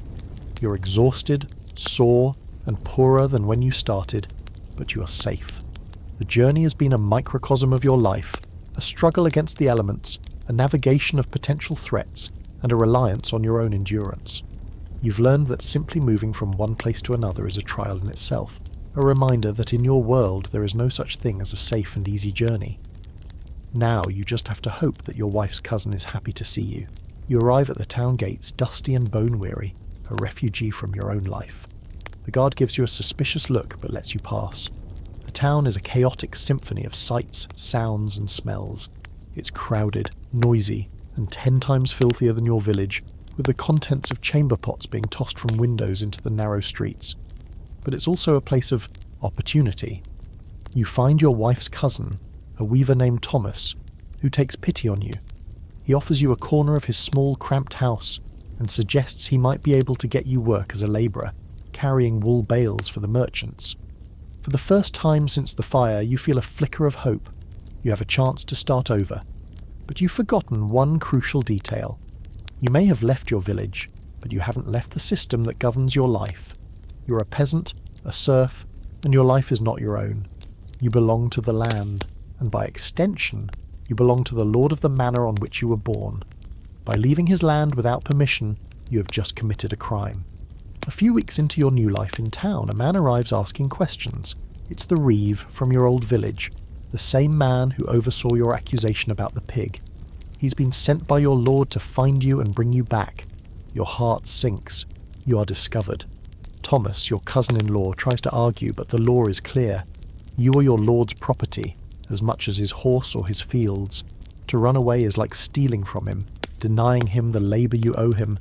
You're unceremoniously escorted back to your old village, a journey even more humiliating than your hopeful trip to the town.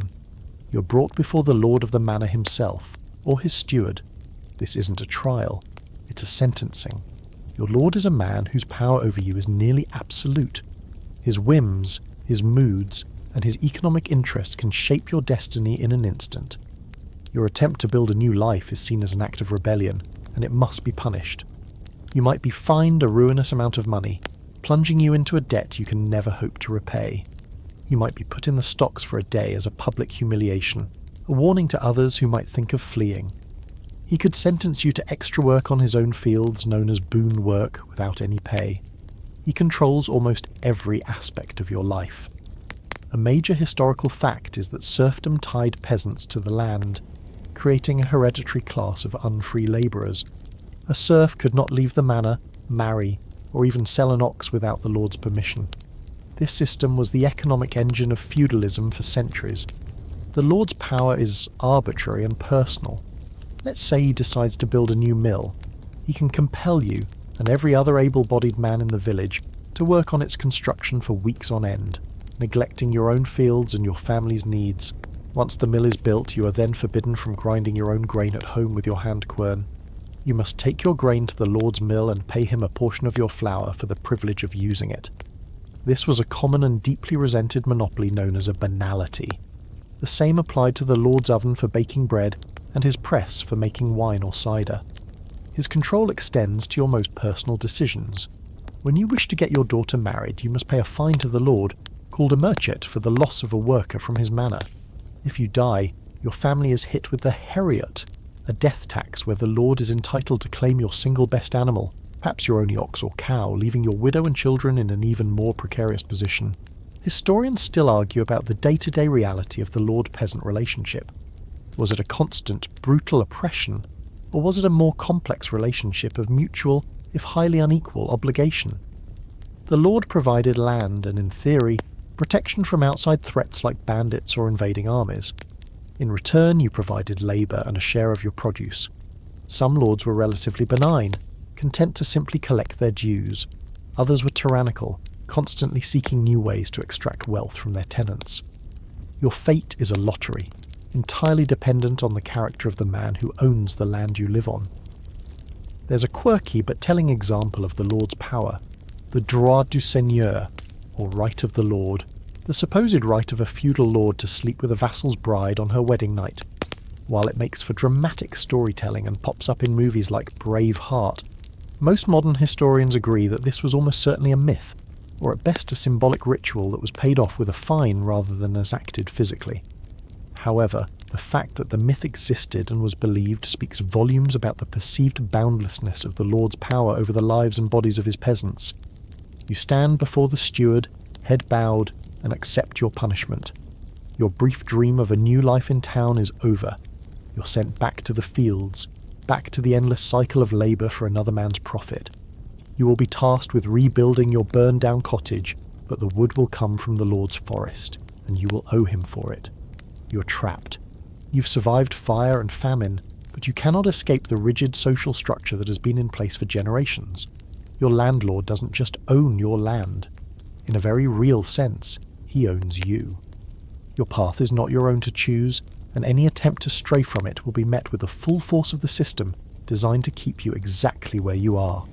You serve your punishment, humbled and trapped. The Lord's Reeve watches you with a smug satisfaction as you toil on the Lord's land, paying off your debt for the crime of seeking a better life. You fall back into the familiar, grueling rhythm of a peasant's existence, your brief taste of town life now just a bitter memory. You focus on your family, your small plot of land, and the overwhelming task of just getting by. You might think that by keeping your head down and following the rules, you can find a semblance of peace. But you're about to discover that your safety depends not only on your own lord's whims, but on his relationship with his neighbours. You don't need a great war between kings to get you killed. A petty squabble between two local barons is more than enough. Your lord, Sir Giles, is a man of middling importance. He holds a few manors, can muster a small number of men-at-arms, and has a temper as short as his pedigree. His neighbour, the Baron de Courcy, is a slightly more powerful lord who believes a certain tract of woodland and a stream currently on your lord's estate rightfully belong to him. This isn't a matter for a courtroom. It's a matter of honour and, more importantly, resources. The dispute simmers for a season, with angry messages passed back and forth. Then, one morning, it boils over. The Baron, tired of negotiating, decides to take what he believes is his. He rides onto your lord's land with a force of about 30 men, a few knights in mail, some mounted sergeants, and a rough-looking company of mercenary foot soldiers armed with spears and crossbows. This isn't a formal declaration of war. It's a raid, a violent and destructive enterprise designed to inflict economic damage and assert dominance. In your world, this is called a chevauchée. The first sign of trouble is the distant sound of a horn, followed by panicked shouts from the far side of the village. Soon you see them, armed men on horseback riding through the fields, trampling the very crops you have so painstakingly cultivated. Your heart freezes. This is the protection your lord was meant to provide you from. There is no glorious battle, no heroic charge. The Baron's men are not here to fight your lord's small garrison head-on. They are here to terrorise and pillage. You and the other villagers run for the flimsy safety of the church, the only stone building in the vicinity, huddling together in the nave as you listen to the sounds of your world being destroyed. The raiders swarm through the village. They break down the doors of the cottages, stealing anything of value: a pot, a blanket, a chicken. They set fire to the hayricks and the grain stores, a deliberate act of economic warfare designed to cripple your lord for the coming season. You, as a young, able-bodied man, are a valuable commodity. A few of the Baron's men kick open the church door. Panic erupts. They aren't here to kill everyone, but to take hostages for ransom and to capture useful labourers. You are grabbed, your arms twisted behind your back and bound with rope. You're now a prisoner of war in a conflict you have no stake in. You're dragged outside into the chaos. Your wife screams your name, but she is shoved back by a soldier. A major historical fact is that this kind of low-level private warfare was endemic throughout much of the Middle Ages. Feudalism, with its decentralised power structure, meant that thousands of local lords had the military capacity and legal pretext to wage war on their rivals. These were not the great nation-defining conflicts like the 100 Years' War, but constant, localised attritional violence that made life for the peasantry a nightmare. The king's peace was often a fiction in the face of a determined local baron. You are roped together with a dozen other men from your village and marched away. You are now part of the loot. You might be held at the Baron de Courcy's small castle, until your lord, Sir Giles, pays a ransom for your return. Or if the Baron decides you're a good worker, he might just force you to become one of his own serfs, and you'll spend the rest of your life working for your captor. Your life has been completely upended by a squabble over a few acres of trees. But your lord, Sir Giles, is not a man to take such an insult lying down. He gathers his own small force and rides out in pursuit. The inevitable clash happens not in an open field, but in a messy, chaotic skirmish on the road. This is where you can easily die. You're a prisoner, unarmed and tied up. You could be cut down by a stray arrow, trampled by a horse, or killed by one of your captors who decides you're too much trouble to guard in a fight. There's a quirky but brutal aspect to this kind of warfare: the crossbow. Once considered a dastardly and unchivalrous weapon, it was even banned by the church for use against fellow Christians, a ban that was universally ignored. Why? Because it was too effective. A peasant with a crossbow and a few weeks of training could kill a noble knight in full armour, a man who had trained his entire life for war. It was a disruptive technology that threatened the aristocratic monopoly on violence. For you, It just means that death can come from a distance, with a sudden sharp thwack. Historians still argue about the true nature of the medieval man-at-arms. Were they chivalrous warriors bound by a code of honour, or were they little more than professional thugs, violent men who profited from a system of organised extortion? The reality, as you're experiencing it, is that they are men with weapons who are following their lord's orders, and those orders involve burning your livelihood and taking you captive. As the skirmish rages around you, you lie in a ditch, trying to make yourself as small as possible. The air is filled with the clang of steel, the screams of men, and the thud of crossbow bolts hitting shields and flesh. You are completely powerless, a piece of driftwood in a violent current. It doesn't matter who wins this pathetic little war. Your crops are burned, your village is pillaged, and your life hangs by a thread, all because two petty nobles couldn't agree on a property line. You have learned another harsh lesson. Even when you follow all the rules, the violence of the powerful can sweep you away without a moment's notice. The skirmish dies down as quickly as it began. Your lord Sir Giles manages to drive off the Baron de Courcy's men in a messy, undignified clash of arms. You are rescued along with the other captured men from your village. The feeling is not one of liberation, but of being repossessed. You are your lord's property, and he has just recovered you. You are marched back to the village, which is now scarred by the raid, trampled fields, a few smouldering huts, and a lingering sense of violation. Life, already hard, has been made harder. But you are alive, and for now, that has to be enough. The village licks its wounds. The rhythm of life resumes, but it's a limping, fragile rhythm. You work to repair the damage, to salvage what you can, acutely aware of how quickly your world can be torn apart by the ambitions of petty warlords. As the seasons turn, a new kind of fear begins to trickle into your world. It arrives not with the sound of a horn and armed men, but in whispers. A travelling friar, stopping for a night, speaks of a great pestilence in the east, a disease that can empty a city in a month. A merchant passing through tells tales of Italian ports where ships are found drifting with their entire crews dead. The stories are terrifying, but distant. It's happening somewhere else to other people. It's like hearing a story about a dragon. It's frightening, but not something you expect to see in your own backyard. Then, the distance shrinks. The whispers become reports. The plague is in France. It's in the big port cities. It's moving inland. They say it is carried on the air, a foul miasma that kills all it touches. They say it is a punishment from God for the sins of mankind. One autumn afternoon, a man stumbles into your village.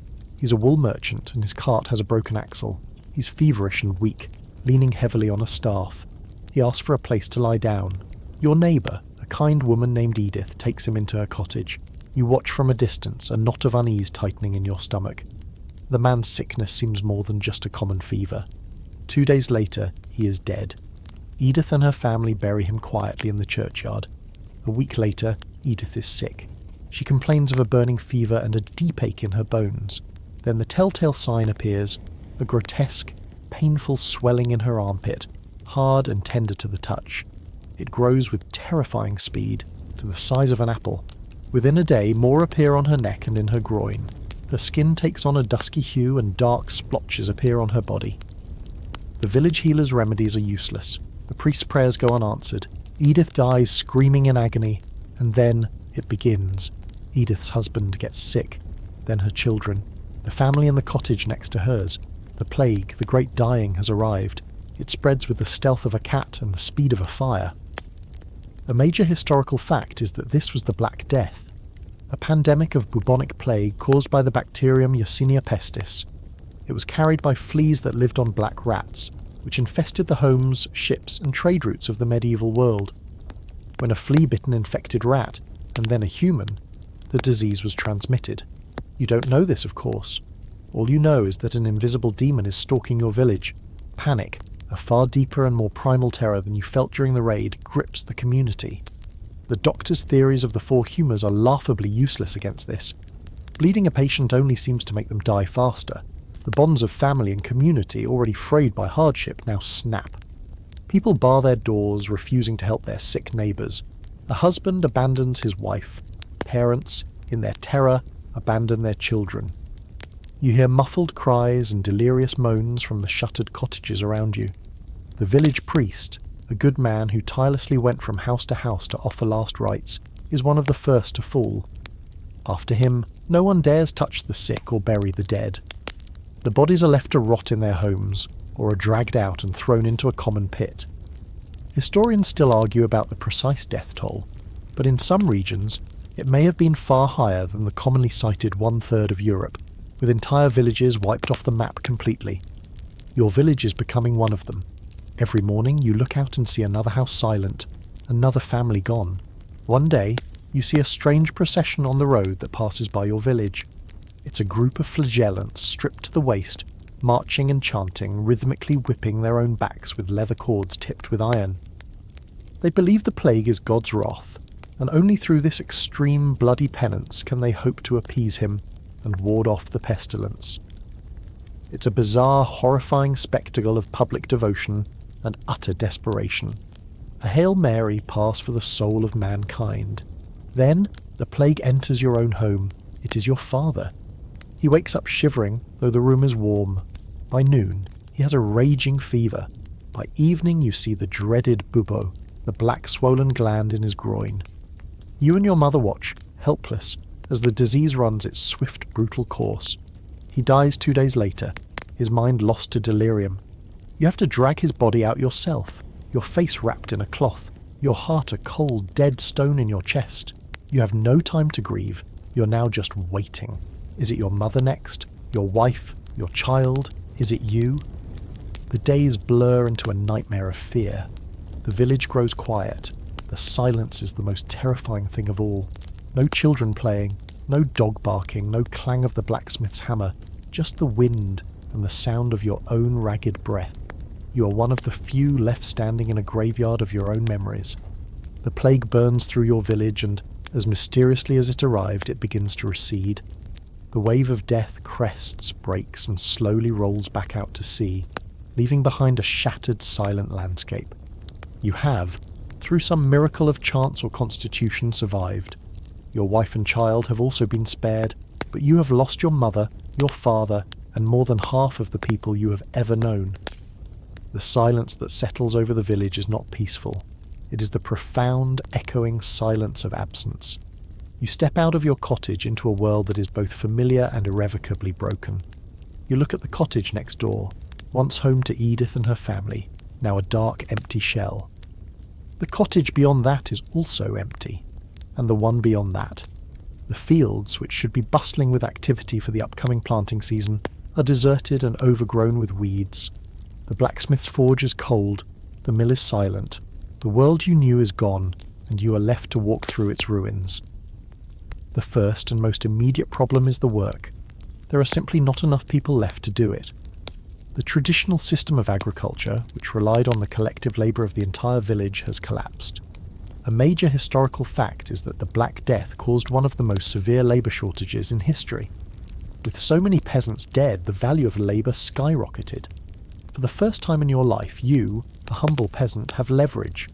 Your lord, Sir Giles, also survived. Having barricaded himself in his manor house with a skeleton staff, he now faces a crisis. His lands are fallow, and his wealth is tied to the productivity of those lands. He needs workers, and he needs them badly. He orders you and the other handful of surviving men to work the fields, not just your own plots, but his demesne land as well. But something has shifted. For the first time, you have the power to say no. A neighbouring lord, desperate for labourers, sends an agent to your village, secretly offering you something that would have been unthinkable just a year ago: wages. He'll pay you in coin for your labour, and he'll offer you a lease on a plot of land for a fixed rent, freeing you from the traditional obligations of serfdom. It is a dangerous, revolutionary idea. You and the other survivors talk in hushed, excited tones. The world may be broken, but in its breaking the chains of serfdom have been loosened. You and a few others decide to take the risk. You pack your few remaining belongings, and under the cover of darkness, you leave the manor you were born on, the manor you were once dragged back to in disgrace. This time, there is no reeve strong enough to stop you. Your old lord, Sir Giles, can rage and threaten, but he no longer has the power to enforce his will. This is a seismic shift in the social order. The old feudal certainties are crumbling. You arrive at your new manor and begin your life as a wage labourer. The work is still hard, but now you are paid for it. You have a sense of agency you've never experienced before. But the world you've entered is haunted. The trauma of the plague is everywhere. You see it in the hollow eyes of the other survivors. You see it in the abandoned cottages that dot the landscape. The psychological toll is immense. Historians still argue about the long-term psychological impact of the Black Death. Did it lead to a wave of piety and religious devotion, or did it spark a reckless, live-for-the-moment hedonism? The evidence suggests it led to both. In the shadow of such random mass death, some people turn to God, while others turn to the tavern. You see both around you, men who pray for hours and men who drink their wages away as soon as they get them, convinced that death could return at any moment. There's a quirky and macabre artistic trend that emerged in the wake of the plague. The danse macabre, or dance of death. Paintings and woodcuts began to appear showing skeletons representing death, dancing with people from all walks of life. Popes, kings, knights, merchants, and peasants like you. The message was clear and stark. Death comes for everyone, regardless of their station. It was a grim, democratic, and deeply unsettling art form born directly from the trauma of the pandemic. Life in this post-apocalyptic world is strange and unstable. The labour shortage that gives you power also causes massive economic disruption. With fewer people to feed and fewer people to work, the old systems of supply and demand are turned upside down. The price of grain plummets because there are fewer mouths to eat it, while the price of manufactured goods and labour soars. The old economic order is in chaos. Suspected of sympathising with these heretical notions could put you on a path to destruction. An offhand comment questioning the priest's lavish new vestments, overheard by the wrong person, could be reported to the authorities. An accusation of heresy is terrifyingly easy to make and almost impossible to refute. This fear of unorthodox belief is paralleled by an even older, more primal fear: witchcraft.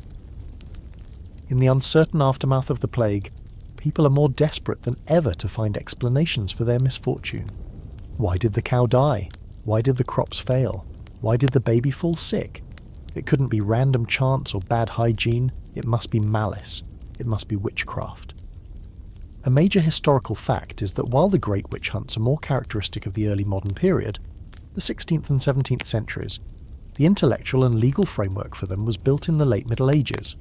The publication of books like the Malleus Maleficarum, the Hammer of Witches, in the late 15th century codified the belief that witchcraft was a vast conspiracy of devil worshippers, primarily women, who sought to destroy Christendom. Your village gets a taste of this paranoia. An old woman named Marjorie, who lives alone at the edge of the village, has always been an object of suspicion. She's a widow, a bit eccentric, and she knows a great deal about herbs. The same kind of knowledge that once made a woman a respected healer can now make her a suspected witch. When a series of small misfortunes strike the village, a sudden hailstorm ruins a field, a child develops a strange rash, the whispers begin. They say Marjorie was seen muttering to her cat. They say she scowled at the farmer whose crop was destroyed. Suspicion hardens into accusation. Marjorie is dragged before the local magistrate. The trial is a farce. Her accusers offer a string of proofs. A neighbour claims she saw Marjorie flying on a broomstick, a classic if physically impossible accusation. Another says that after an argument with Marjorie, his milk curdled. Marjorie's panicked denials are taken as proof of her guilt. She is tortured to extract a confession. Under unbearable pain, she admits to anything they want to hear. She danced with the devil, she cursed the village, she turned her neighbour's butter rancid. Her confession seals her fate. She is condemned as a witch and sentenced to be burned.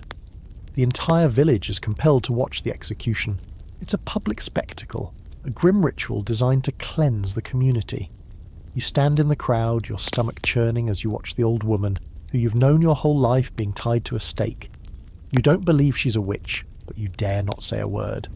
To defend a condemned witch is to become a suspected witch yourself.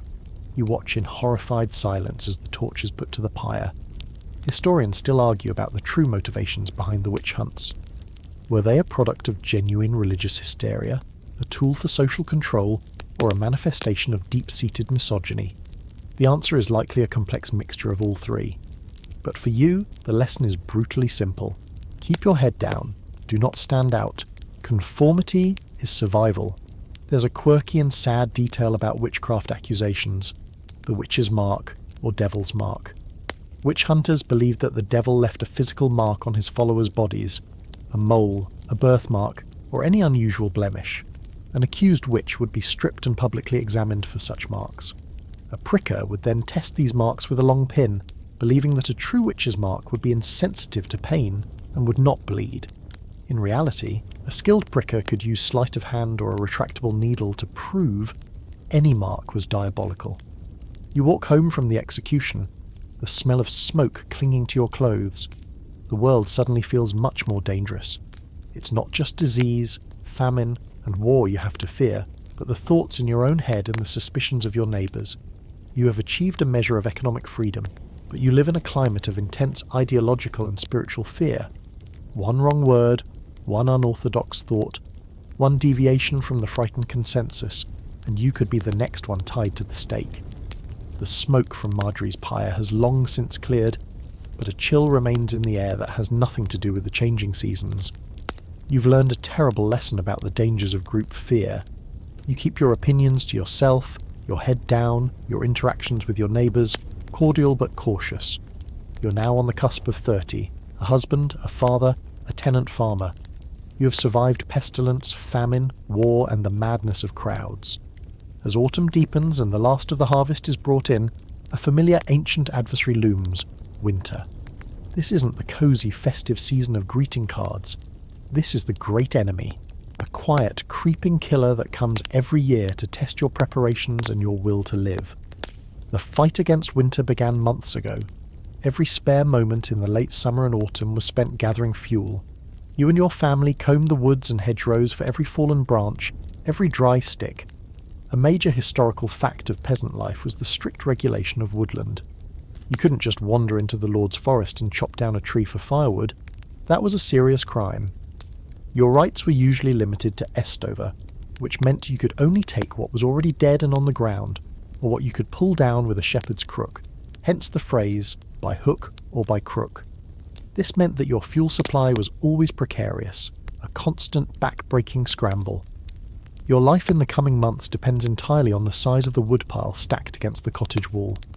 As the days grow shorter and the light begins to fail, a deep, penetrating cold settles into the earth, into the walls of your house, into your very bones.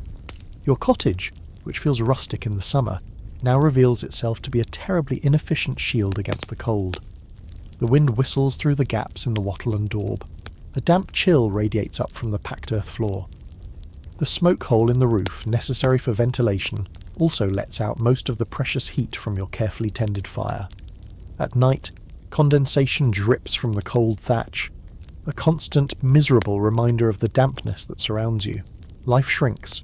Your world, which in summer stretched to the edges of the fields, now contracts to the four walls of your single-room cottage, and within that cottage it shrinks further, to the small circle of warmth and light cast by the hearth. This is where your family spends almost all of its waking hours. The darkness is profound, almost absolute. Your only light besides the fire might be a single tallow candle made from rendered animal fat. It sputters and smokes, giving off a greasy smell and a feeble flickering light. They are too precious to burn for long. When the sun goes down, a deep ancient darkness envelops the world, and your family with it.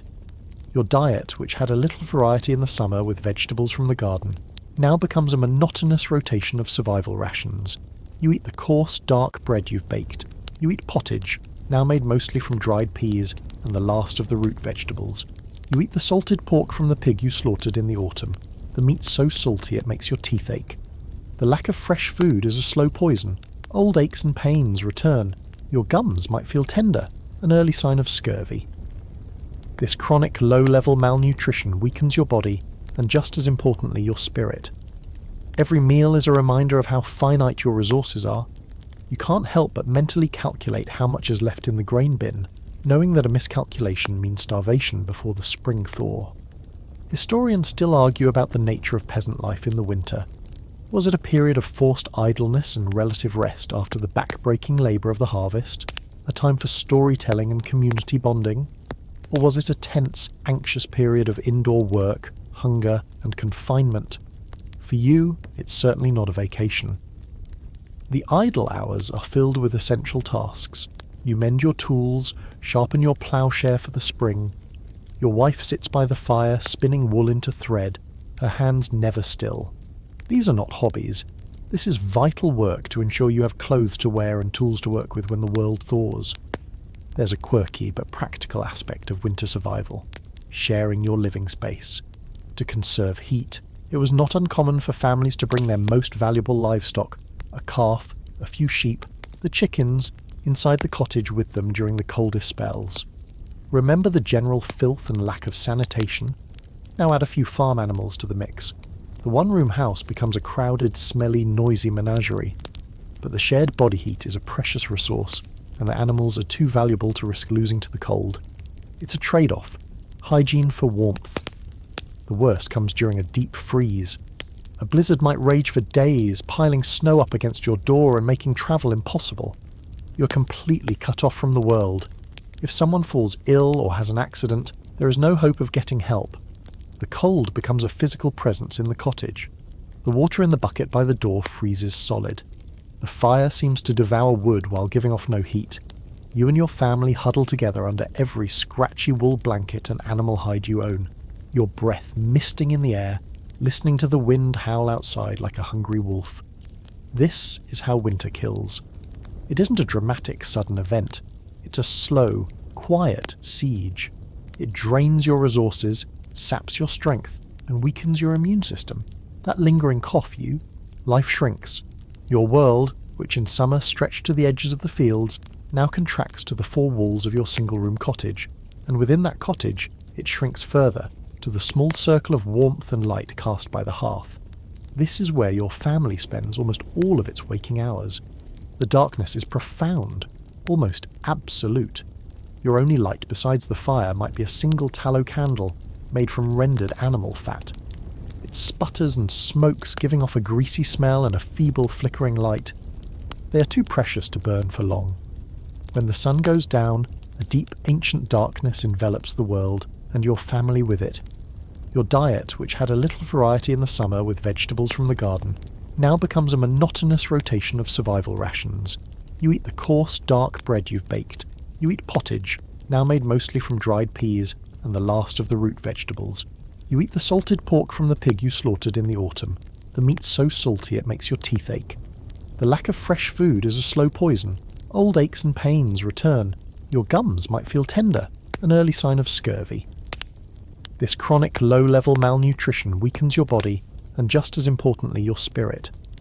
Every meal is a reminder of how finite your resources are.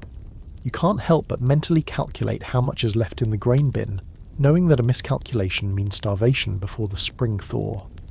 Historians still argue about the nature of peasant life in the winter. Was it a period of forced idleness and relative rest after the back-breaking labour of the harvest? A time for storytelling and community bonding?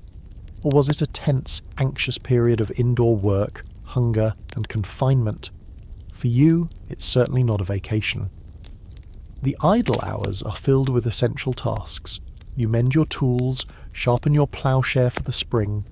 Your wife sits by the fire, spinning wool into thread, her hands never still. These are not hobbies. This is vital work to ensure you have clothes to wear and tools to work with when the world thaws. There's a quirky but practical aspect of winter survival: sharing your living space. To conserve heat, it was not uncommon for families to bring their most valuable livestock, a calf, a few sheep, the chickens, inside the cottage with them during the coldest spells. Remember the general filth and lack of sanitation? Now add a few farm animals to the mix. The one-room house becomes a crowded, smelly, noisy menagerie. But the shared body heat is a precious resource, and the animals are too valuable to risk losing to the cold. It's a trade-off: hygiene for warmth. The worst comes during a deep freeze. A blizzard might rage for days, piling snow up against your door and making travel impossible. You're completely cut off from the world. If someone falls ill or has an accident, there is no hope of getting help. The cold becomes a physical presence in the cottage. The water in the bucket by the door freezes solid. The fire seems to devour wood while giving off no heat. You and your family huddle together under every scratchy wool blanket and animal hide you own, your breath misting in the air, listening to the wind howl outside like a hungry wolf. This is how winter kills. It isn't a dramatic, sudden event. It's a slow, quiet siege. It drains your resources, saps your strength, and weakens your immune system. That lingering cough you picked up in the autumn can now settle in your chest and become pneumonia. A simple slip on the ice outside can lead to a broken bone that will never heal properly. For the old, the young, and anyone all, the grip of winter finally loosens.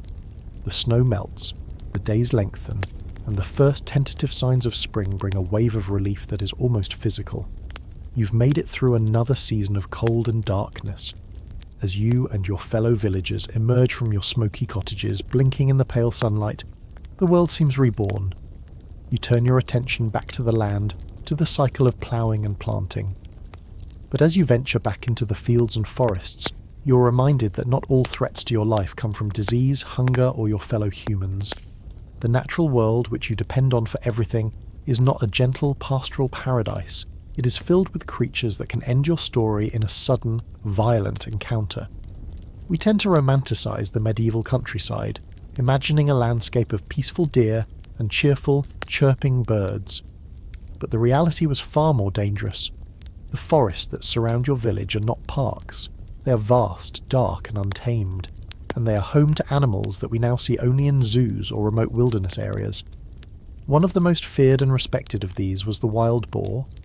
One afternoon, while searching for stray livestock near the edge of the woods, you hear a sudden angry snorting from a nearby thicket. Before you can react, a massive wild boar bursts from the undergrowth. This is not a domestic pig. It's a muscular, bristly beast weighing hundreds of pounds, with a notoriously foul temper and a pair of sharp, curving tusks that can disembowel a man with a single upward thrust. You have inadvertently cornered it or gotten too close to its young. It charges. You scramble, heart pounding, and barely manage to climb a tree just as the boar thunders past, gashing the bark where your leg was a moment before. You cling to the branch, listening to the enraged animal crashing around below, and wait for it to leave. A boar hunt was a favourite pastime of the nobility, a dangerous and prestigious sport. For a peasant like you, an accidental encounter is a life or death situation. Wolves are another constant lurking threat. While they generally avoid humans, a harsh winter or a lack of their usual prey can make them bold. A lone wolf might not be a major danger to an adult, but a pack is another matter entirely. They are a menace to your livestock, a primary target for them. You live with the constant fear that your sheep, left to graze, will be taken.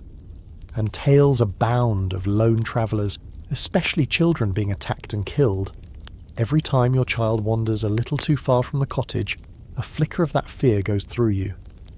A major historical fact is that wolves were a significant enough problem in many parts of medieval Europe that bounties were regularly offered for them, and professional wolf hunters were employed by lords and communities. But the dangers aren't limited to the great beasts of the forest. The most common threats are smaller and closer to home. Remember the rats that infest your village, the carriers of the plague. They are a nuisance in themselves, but they are also prey for other animals. Weasels, stoats, and snakes are common, and while mostly harmless to you, a cornered, frightened snake like an adder could deliver a venomous bite. Without antivenom, a bite on the hand or leg could be fatal, causing swelling, immense pain, and eventually organ failure. The most insidious threat, however, comes from your domesticated animals. Rabies was a terrifying and not uncommon disease. A stray dog, its mind twisted by the virus, could wander into your village, foaming at the mouth and snapping at anything that moves. A single bite is a death sentence. There is no cure. Days or weeks later, the symptoms would begin. Fever, headache, and then the terrifying neurological signs. Hallucinations, aggression, and hydrophobia, the fear of water, which causes agonizing spasms in the throat. You would die a slow, agonizing death from a disease transmitted by man's best friend. There's a quirky and rather bizarre belief from the time related to this: the hair of the dog. While we now use this phrase to mean taking a drink of alcohol to cure a hangover, it originated as a folk remedy for rabies. It was believed that if you were bitten by a rabid dog, you should take some of the dog's hair and place it in the wound to effect a cure. This, of course, was completely useless, and highlights the desperation and lack of understanding. when faced with such a terrifying disease. Historians still argue about how intertwined the lives of medieval peasants were with the wilderness. Was the forest seen primarily as a place of danger and fear, or as a vital resource for food, fuel, and foraging? It was, of course, both. The same woods that harboured wolves and boars also provided nuts, berries, mushrooms, a risky gamble in itself, and the firewood you needed to survive the winter. You had a complex, intimate, and deeply respectful relationship with the natural world, born of both dependence and fear. Even the smallest creatures could pose a threat. A bee sting, for someone with a severe allergy they don't know they have, could lead to anaphylactic shock and a swift death. A spider bite could become infected. The world is full of small, sharp, pointy or poisonous things that can hurt you. You climb down from the tree after the boar has finally moved on, your legs shaking. You've had a stark reminder that you are not at the top of the food chain here. You are part of it. The boundary between the human world of your village and the wild world of the forest is thin and porous. You have survived so much, but a moment of inattention, a bit of bad luck can lead to a violent end in the jaws or on the tusks of a creature that sees you as either a threat or a meal. Nature is not your friend. It is a powerful, indifferent force that you must navigate with caution and respect every single day. The adrenaline from your close encounter with the wild boar fades, leaving you with a shaky resolve to be more careful at the forest's edge. You are now a man in your early 30s, a survivor who has dodged famine, plague, and beast. You might feel a sense of rugged durability. But there is a war being waged inside your own body, in a place you can't see and have no way to fight. A slow, grinding, and agonizing conflict is taking place inside your mouth, and it's about to escalate into a life-threatening crisis. Your dental hygiene, as we've established, has been minimal at best. For 30 years, you've chewed on tough, gritty bread that wears down your enamel. You've used a twig or a rough cloth to clean your teeth when you remember to. You've never seen a dentist because there's no such thing. The closest you have is the local barber surgeon, the same man who performs bloodletting and minor surgeries, or perhaps a travelling tooth drawer at a market fair whose primary tools are a pair of sturdy pliers and a strong arm. It starts as a dull, intermittent ache in one of your back molars. You ignore it. Aches and pains are a part of life. You have work to do.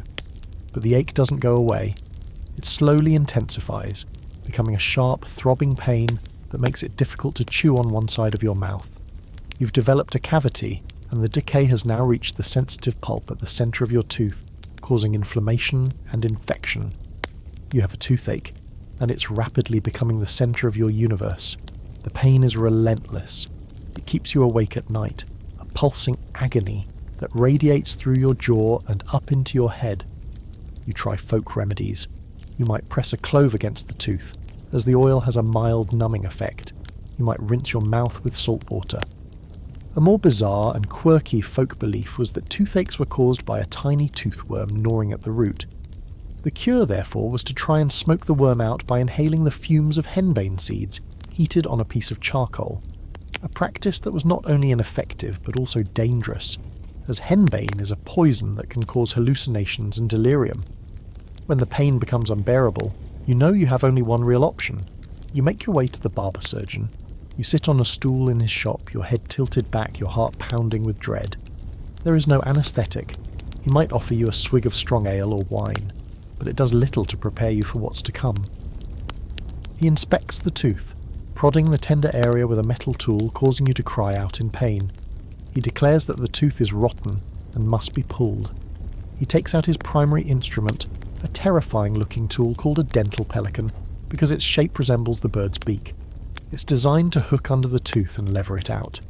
He tells you to hold still as he forces the tool into your mouth, grips the offending molar and pulls. The sound is a sickening crunch of breaking bone. The pain is white-hot, blinding, and absolute. He twists and pulls again.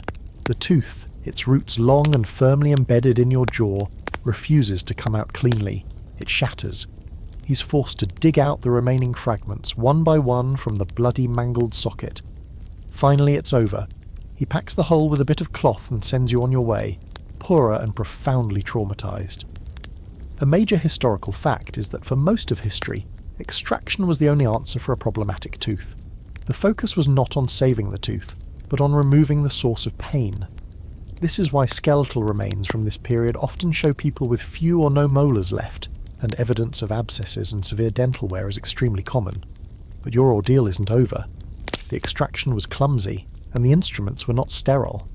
A piece of the infected root may have been left behind, or bacteria from your mouth and the surgeon's tools have been pushed deep into the socket.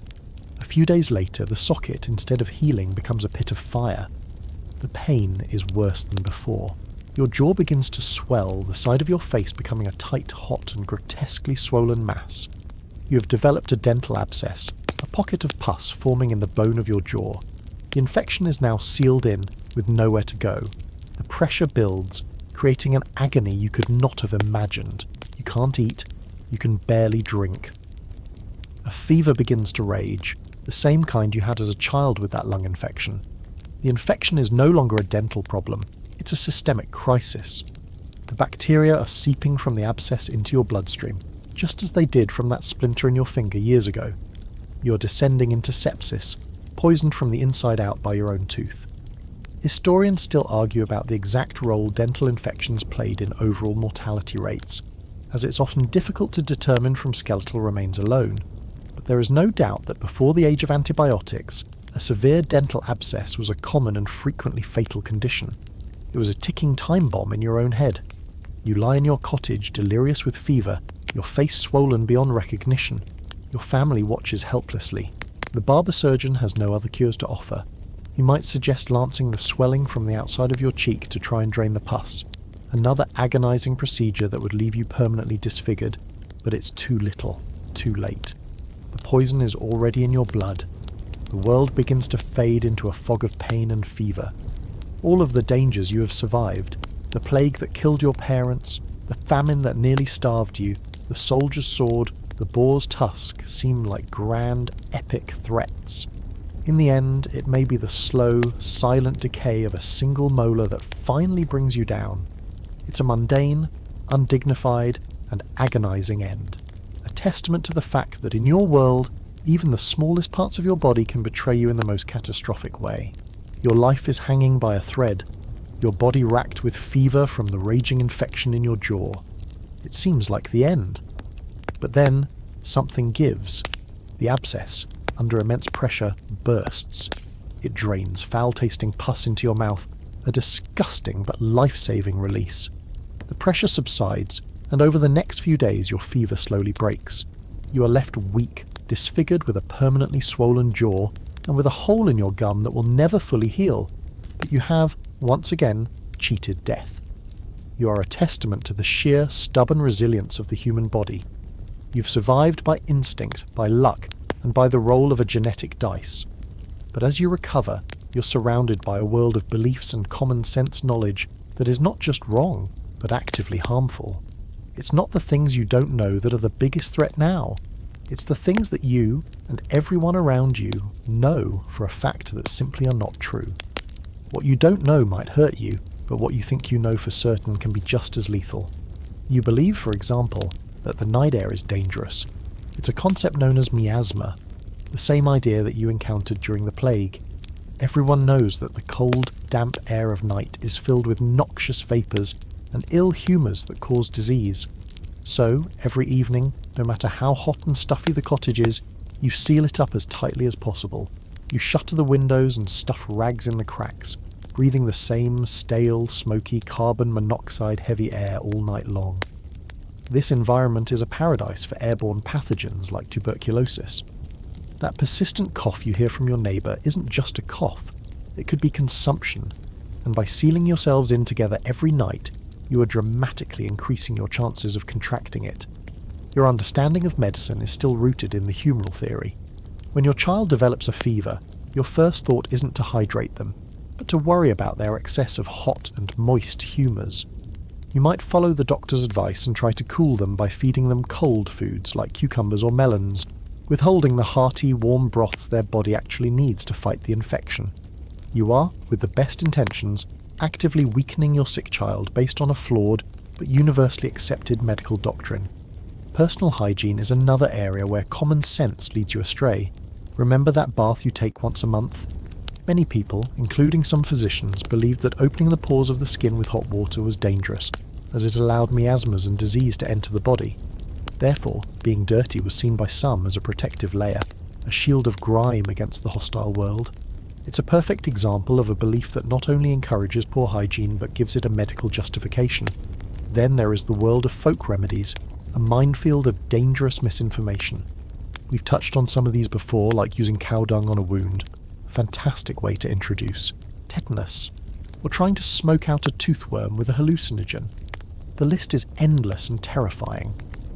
A common treatment for baldness involved rubbing a cream made of crushed onions and honey on your scalp. While harmless, it was also useless. But a treatment for cataracts involved a powder made from mixing crushed glass with honey and applying it directly to the eye. This cure would of course cause blindness and agonizing pain. A major historical fact is that the line between science, magic, and religion was incredibly blurry.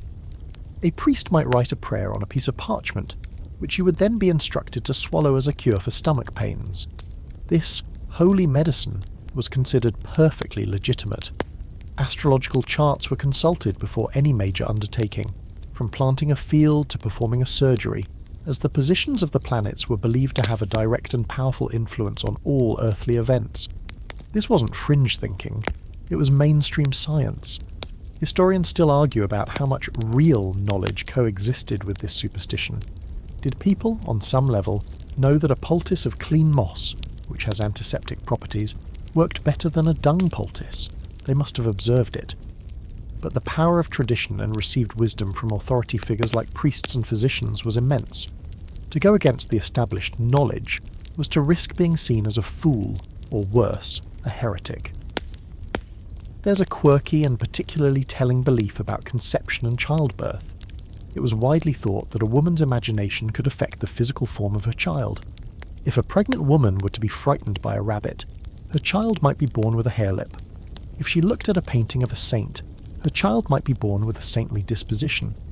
This belief placed an enormous and stressful burden on women to control their thoughts and environment for 9 months, lest they mark their child with some monstrous deformity. You navigate this world of misinformation every day. You seal yourself in at night to avoid the poisonous air. You treat wounds with remedies that are more likely to cause infection than to cure it. You trust in a medical system that is based on a complete misunderstanding of the human body.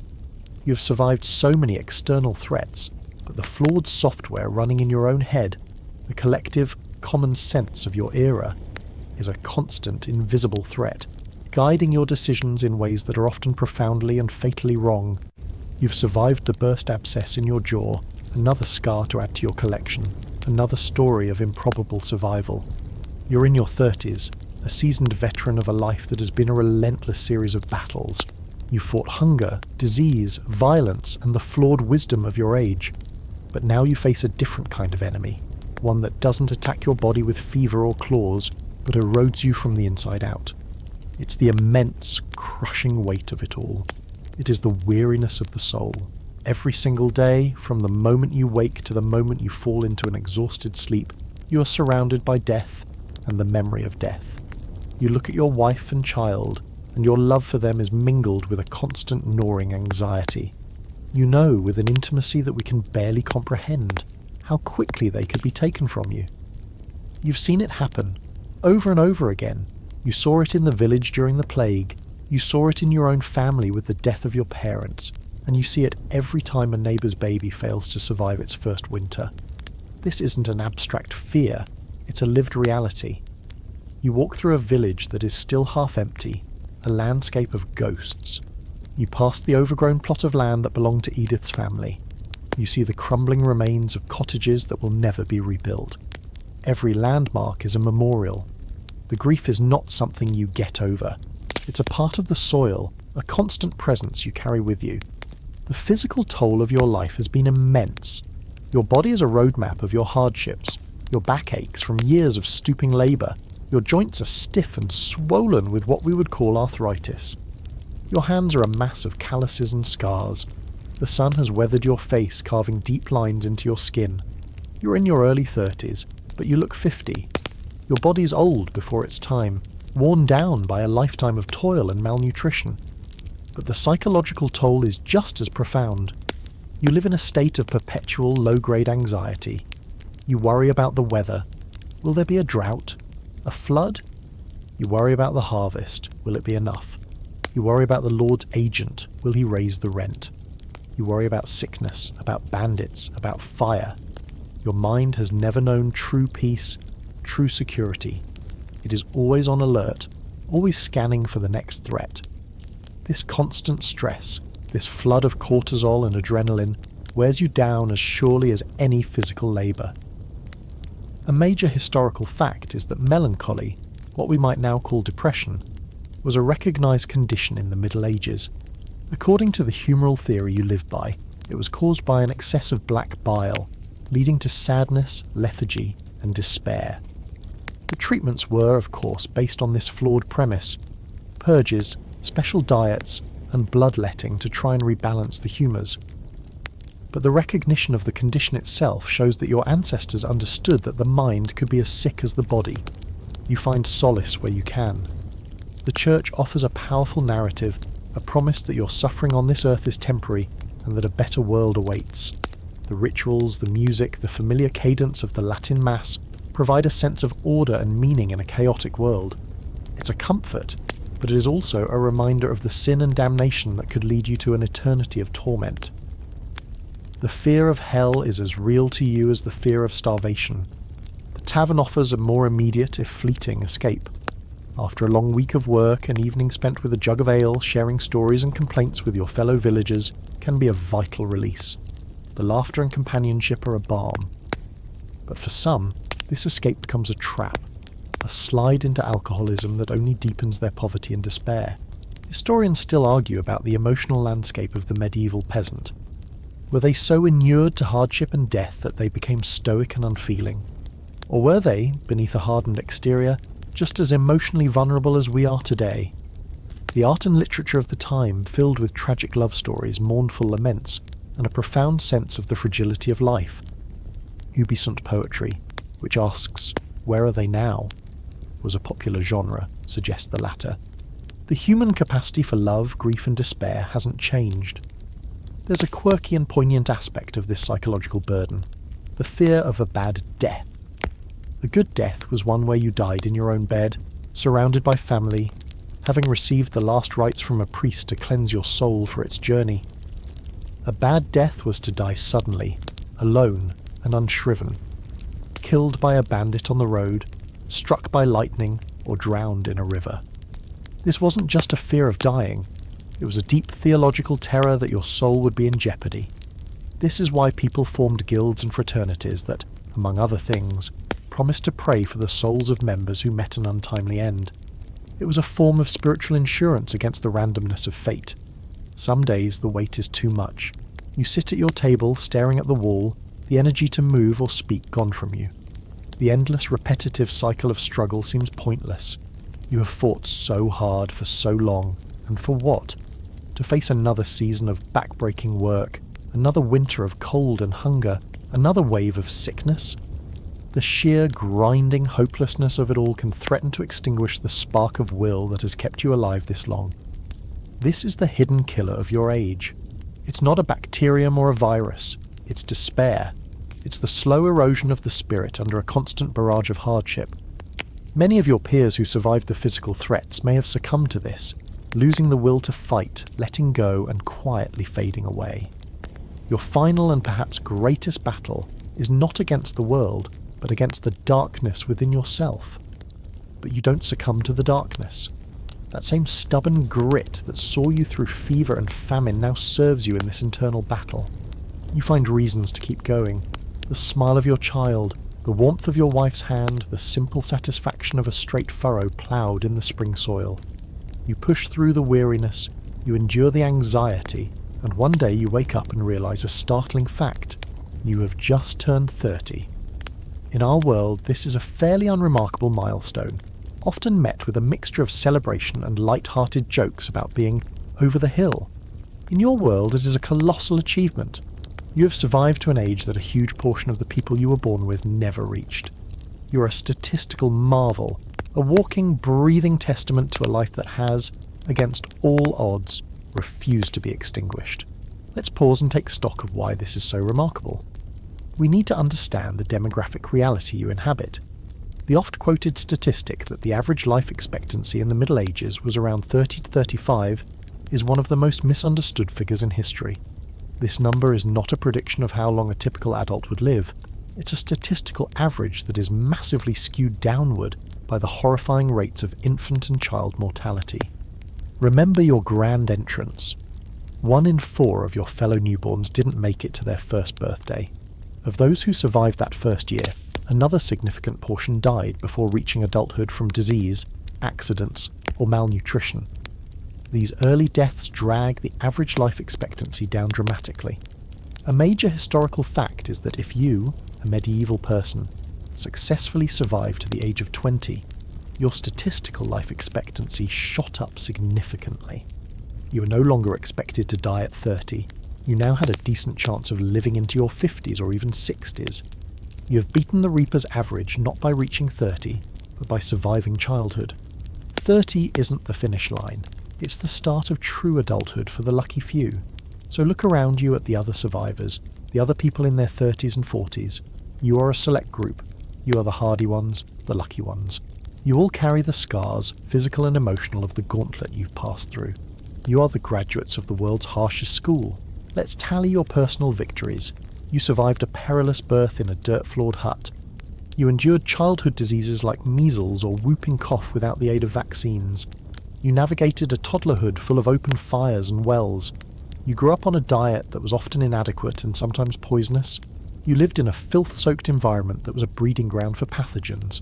You were cured by a medical system that relied on bloodletting and superstition. You survived the constant threat of infection from a simple scratch. You began a life of hard labour at age 7. Your wife survived the mortal danger of childbirth. You avoided being maimed or executed by a brutal justice system. You lived through a famine that starved your neighbours.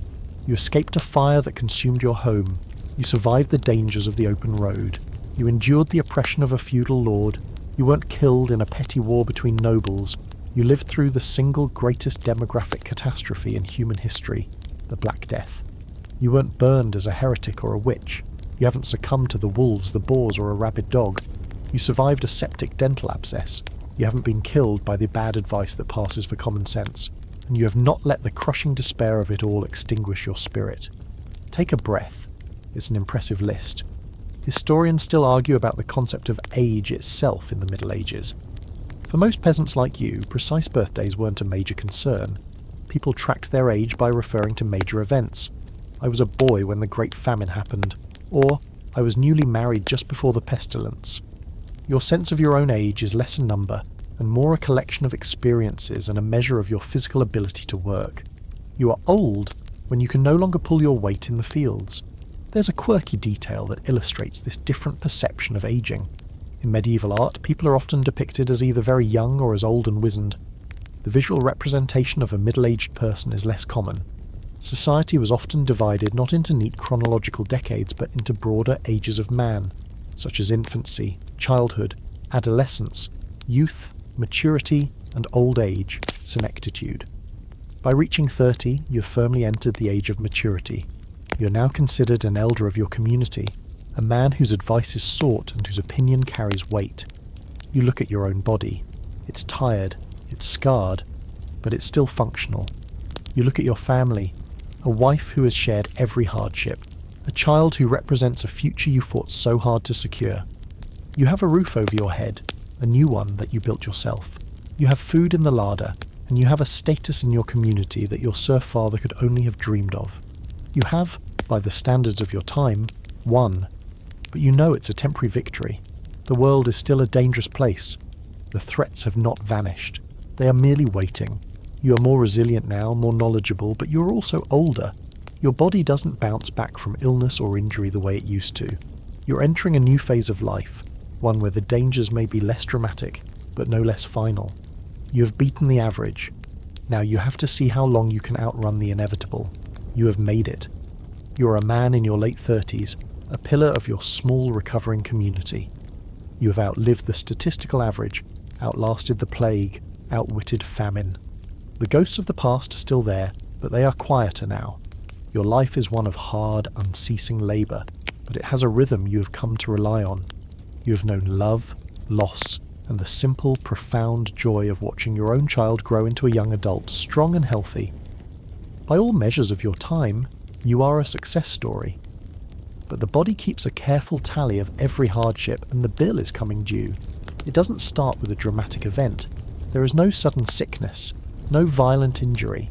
It begins with a cough, a persistent nagging cough that you pick up in the autumn and that, for the first time in your life, doesn't go away when winter ends. You feel a weariness that seeps deeper than the exhaustion from a long day's work. You find yourself losing your appetite. The coarse bread and salty bacon that have sustained you for a lifetime now taste like ash. Your wife looks at you with worried eyes as you start to lose weight, the muscle you earned through decades of labour slowly wasting away. Your friends in the village tell you to rest, but you know that to stop working is to die. You push yourself, heading out to the fields each morning, but the work is harder now. You have to pause for breath more often. The strength in your arms and back feels like it's being siphoned away day by day. This isn't a battle, it's a slow, managed retreat. The local healer gives you herbal infusions that do nothing. The priest says prayers for your strength. But everyone can see what is happening. You are fading. By the time the next winter sets in, you are too weak to work. You spend your days by the fire wrapped in blankets, while your son, now a capable young man, takes your place in the fields. It is a painful changing of the guard. You have become what you always feared, a mouth to feed that cannot contribute. The cough deepens, settling in your chest, and your breathing becomes a shallow, rattling affair. As you lie on your straw mattress, you're keenly aware that your final duty is approaching, the duty of dying well. A major historical fact of your era is the concept of the ars moriendi, or the art of dying. Popular books and pamphlets circulated among the literate, detailing the proper way to face death, to confess your sins, affirm your faith, forgive your enemies, and accept your end with piety and courage, all while resisting the 5 temptations of the devil, like despair and pride. This was the ideal, the good death. You know the basics from the priest's sermons. You call your family to your bedside. You give your son your blessing and entrust your wife to his care. You speak your apologies and your affections. You have lived a hard life, but you have tried to be a good man. You are preparing your soul for its final journey. Historians still argue whether the formal ars moriendi literature, with its complex theological temptations, had any real impact on the deathbed practices of the common peasantry, or if your final hours were guided by a simpler, more personal faith and older folk traditions. As you lie there, feverish and weak, the line is indeed blurry. Your wife prays the Ave Maria, but she also quietly hangs a pouch of protective herbs over the bed, just in case. In this moment of ultimate crisis, a strange and quirky folk practice might be considered. In some remote areas, a sin-eater could be summoned. This was a destitute person who, for a small fee, would ritually eat a meal, a crust of bread, a bowl of ale, over your body, and in doing so was believed to absorb the sins of your soul, taking them onto themselves and allowing you to die in a state of grace. It was a practice condemned by the church, but born of a desperate need for final, tangible assurance. Your family doesn't call one. They put their trust in the priest, who comes to hear your final confession and anoint you with holy oil. The world shrinks to the confines of the small, smoky room. The faces of your wife and son swim in and out of focus. The pain in your chest is a dull, heavy weight. You have faced down so many grand and terrible foes. You fought the plague, a beast that devoured half of Europe. You survived the Baron's raid, a flash of steel and fire. You wrestled a living from the stubborn earth through famine and flood.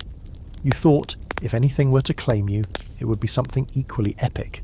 But in the end, it's not the dragon that gets you. It's the draft under the door. It's the lifetime of breathing smoky air. It's the accumulated damage from years of malnutrition and relentless toil. Your final enemy is simply a worn-out body, a pair of tired lungs that can no longer draw a full breath. Your end is quiet, undignified, and painfully mundane. It is not a bang, but a slow, weary exhalation. Your last breath mingles with the wood smoke in the air, and then there is only silence. And so the flame of your small, tenacious life, which flickered so bravely through the storm of this medieval world, is finally, gently extinguished. You have made it to 38. You have won. The story of that life, a life of struggle and small triumphs, now fades into the gentle quiet of your own room. The world of the past, with all its sharp edges and its cold, hard ground, can now recede, becoming a distant echo, a whisper in the long corridor of history. Your journey tonight is ending very differently from the one we just witnessed. You're not in a smoky cottage, listening to the wind howl outside. You're safe and you're comfortable, surrounded by a peace and a quiet that our weary traveller could only have dreamed of. There is no fever to break, no famine to fear, no sudden alarm in the night. There is only the soft weight of your own blankets and the steady rhythmic sound of your own breathing. Let the story of that distant past dissolve, leaving behind only a sense of stillness. Let the soft background hum of the fan, or the quiet of your room, be the only sound that remains. It is time to let go of the day, to let the muscles in your body grow heavy and loose, and to allow your mind to drift on the gentle tide that pulls you toward a deep and restorative sleep.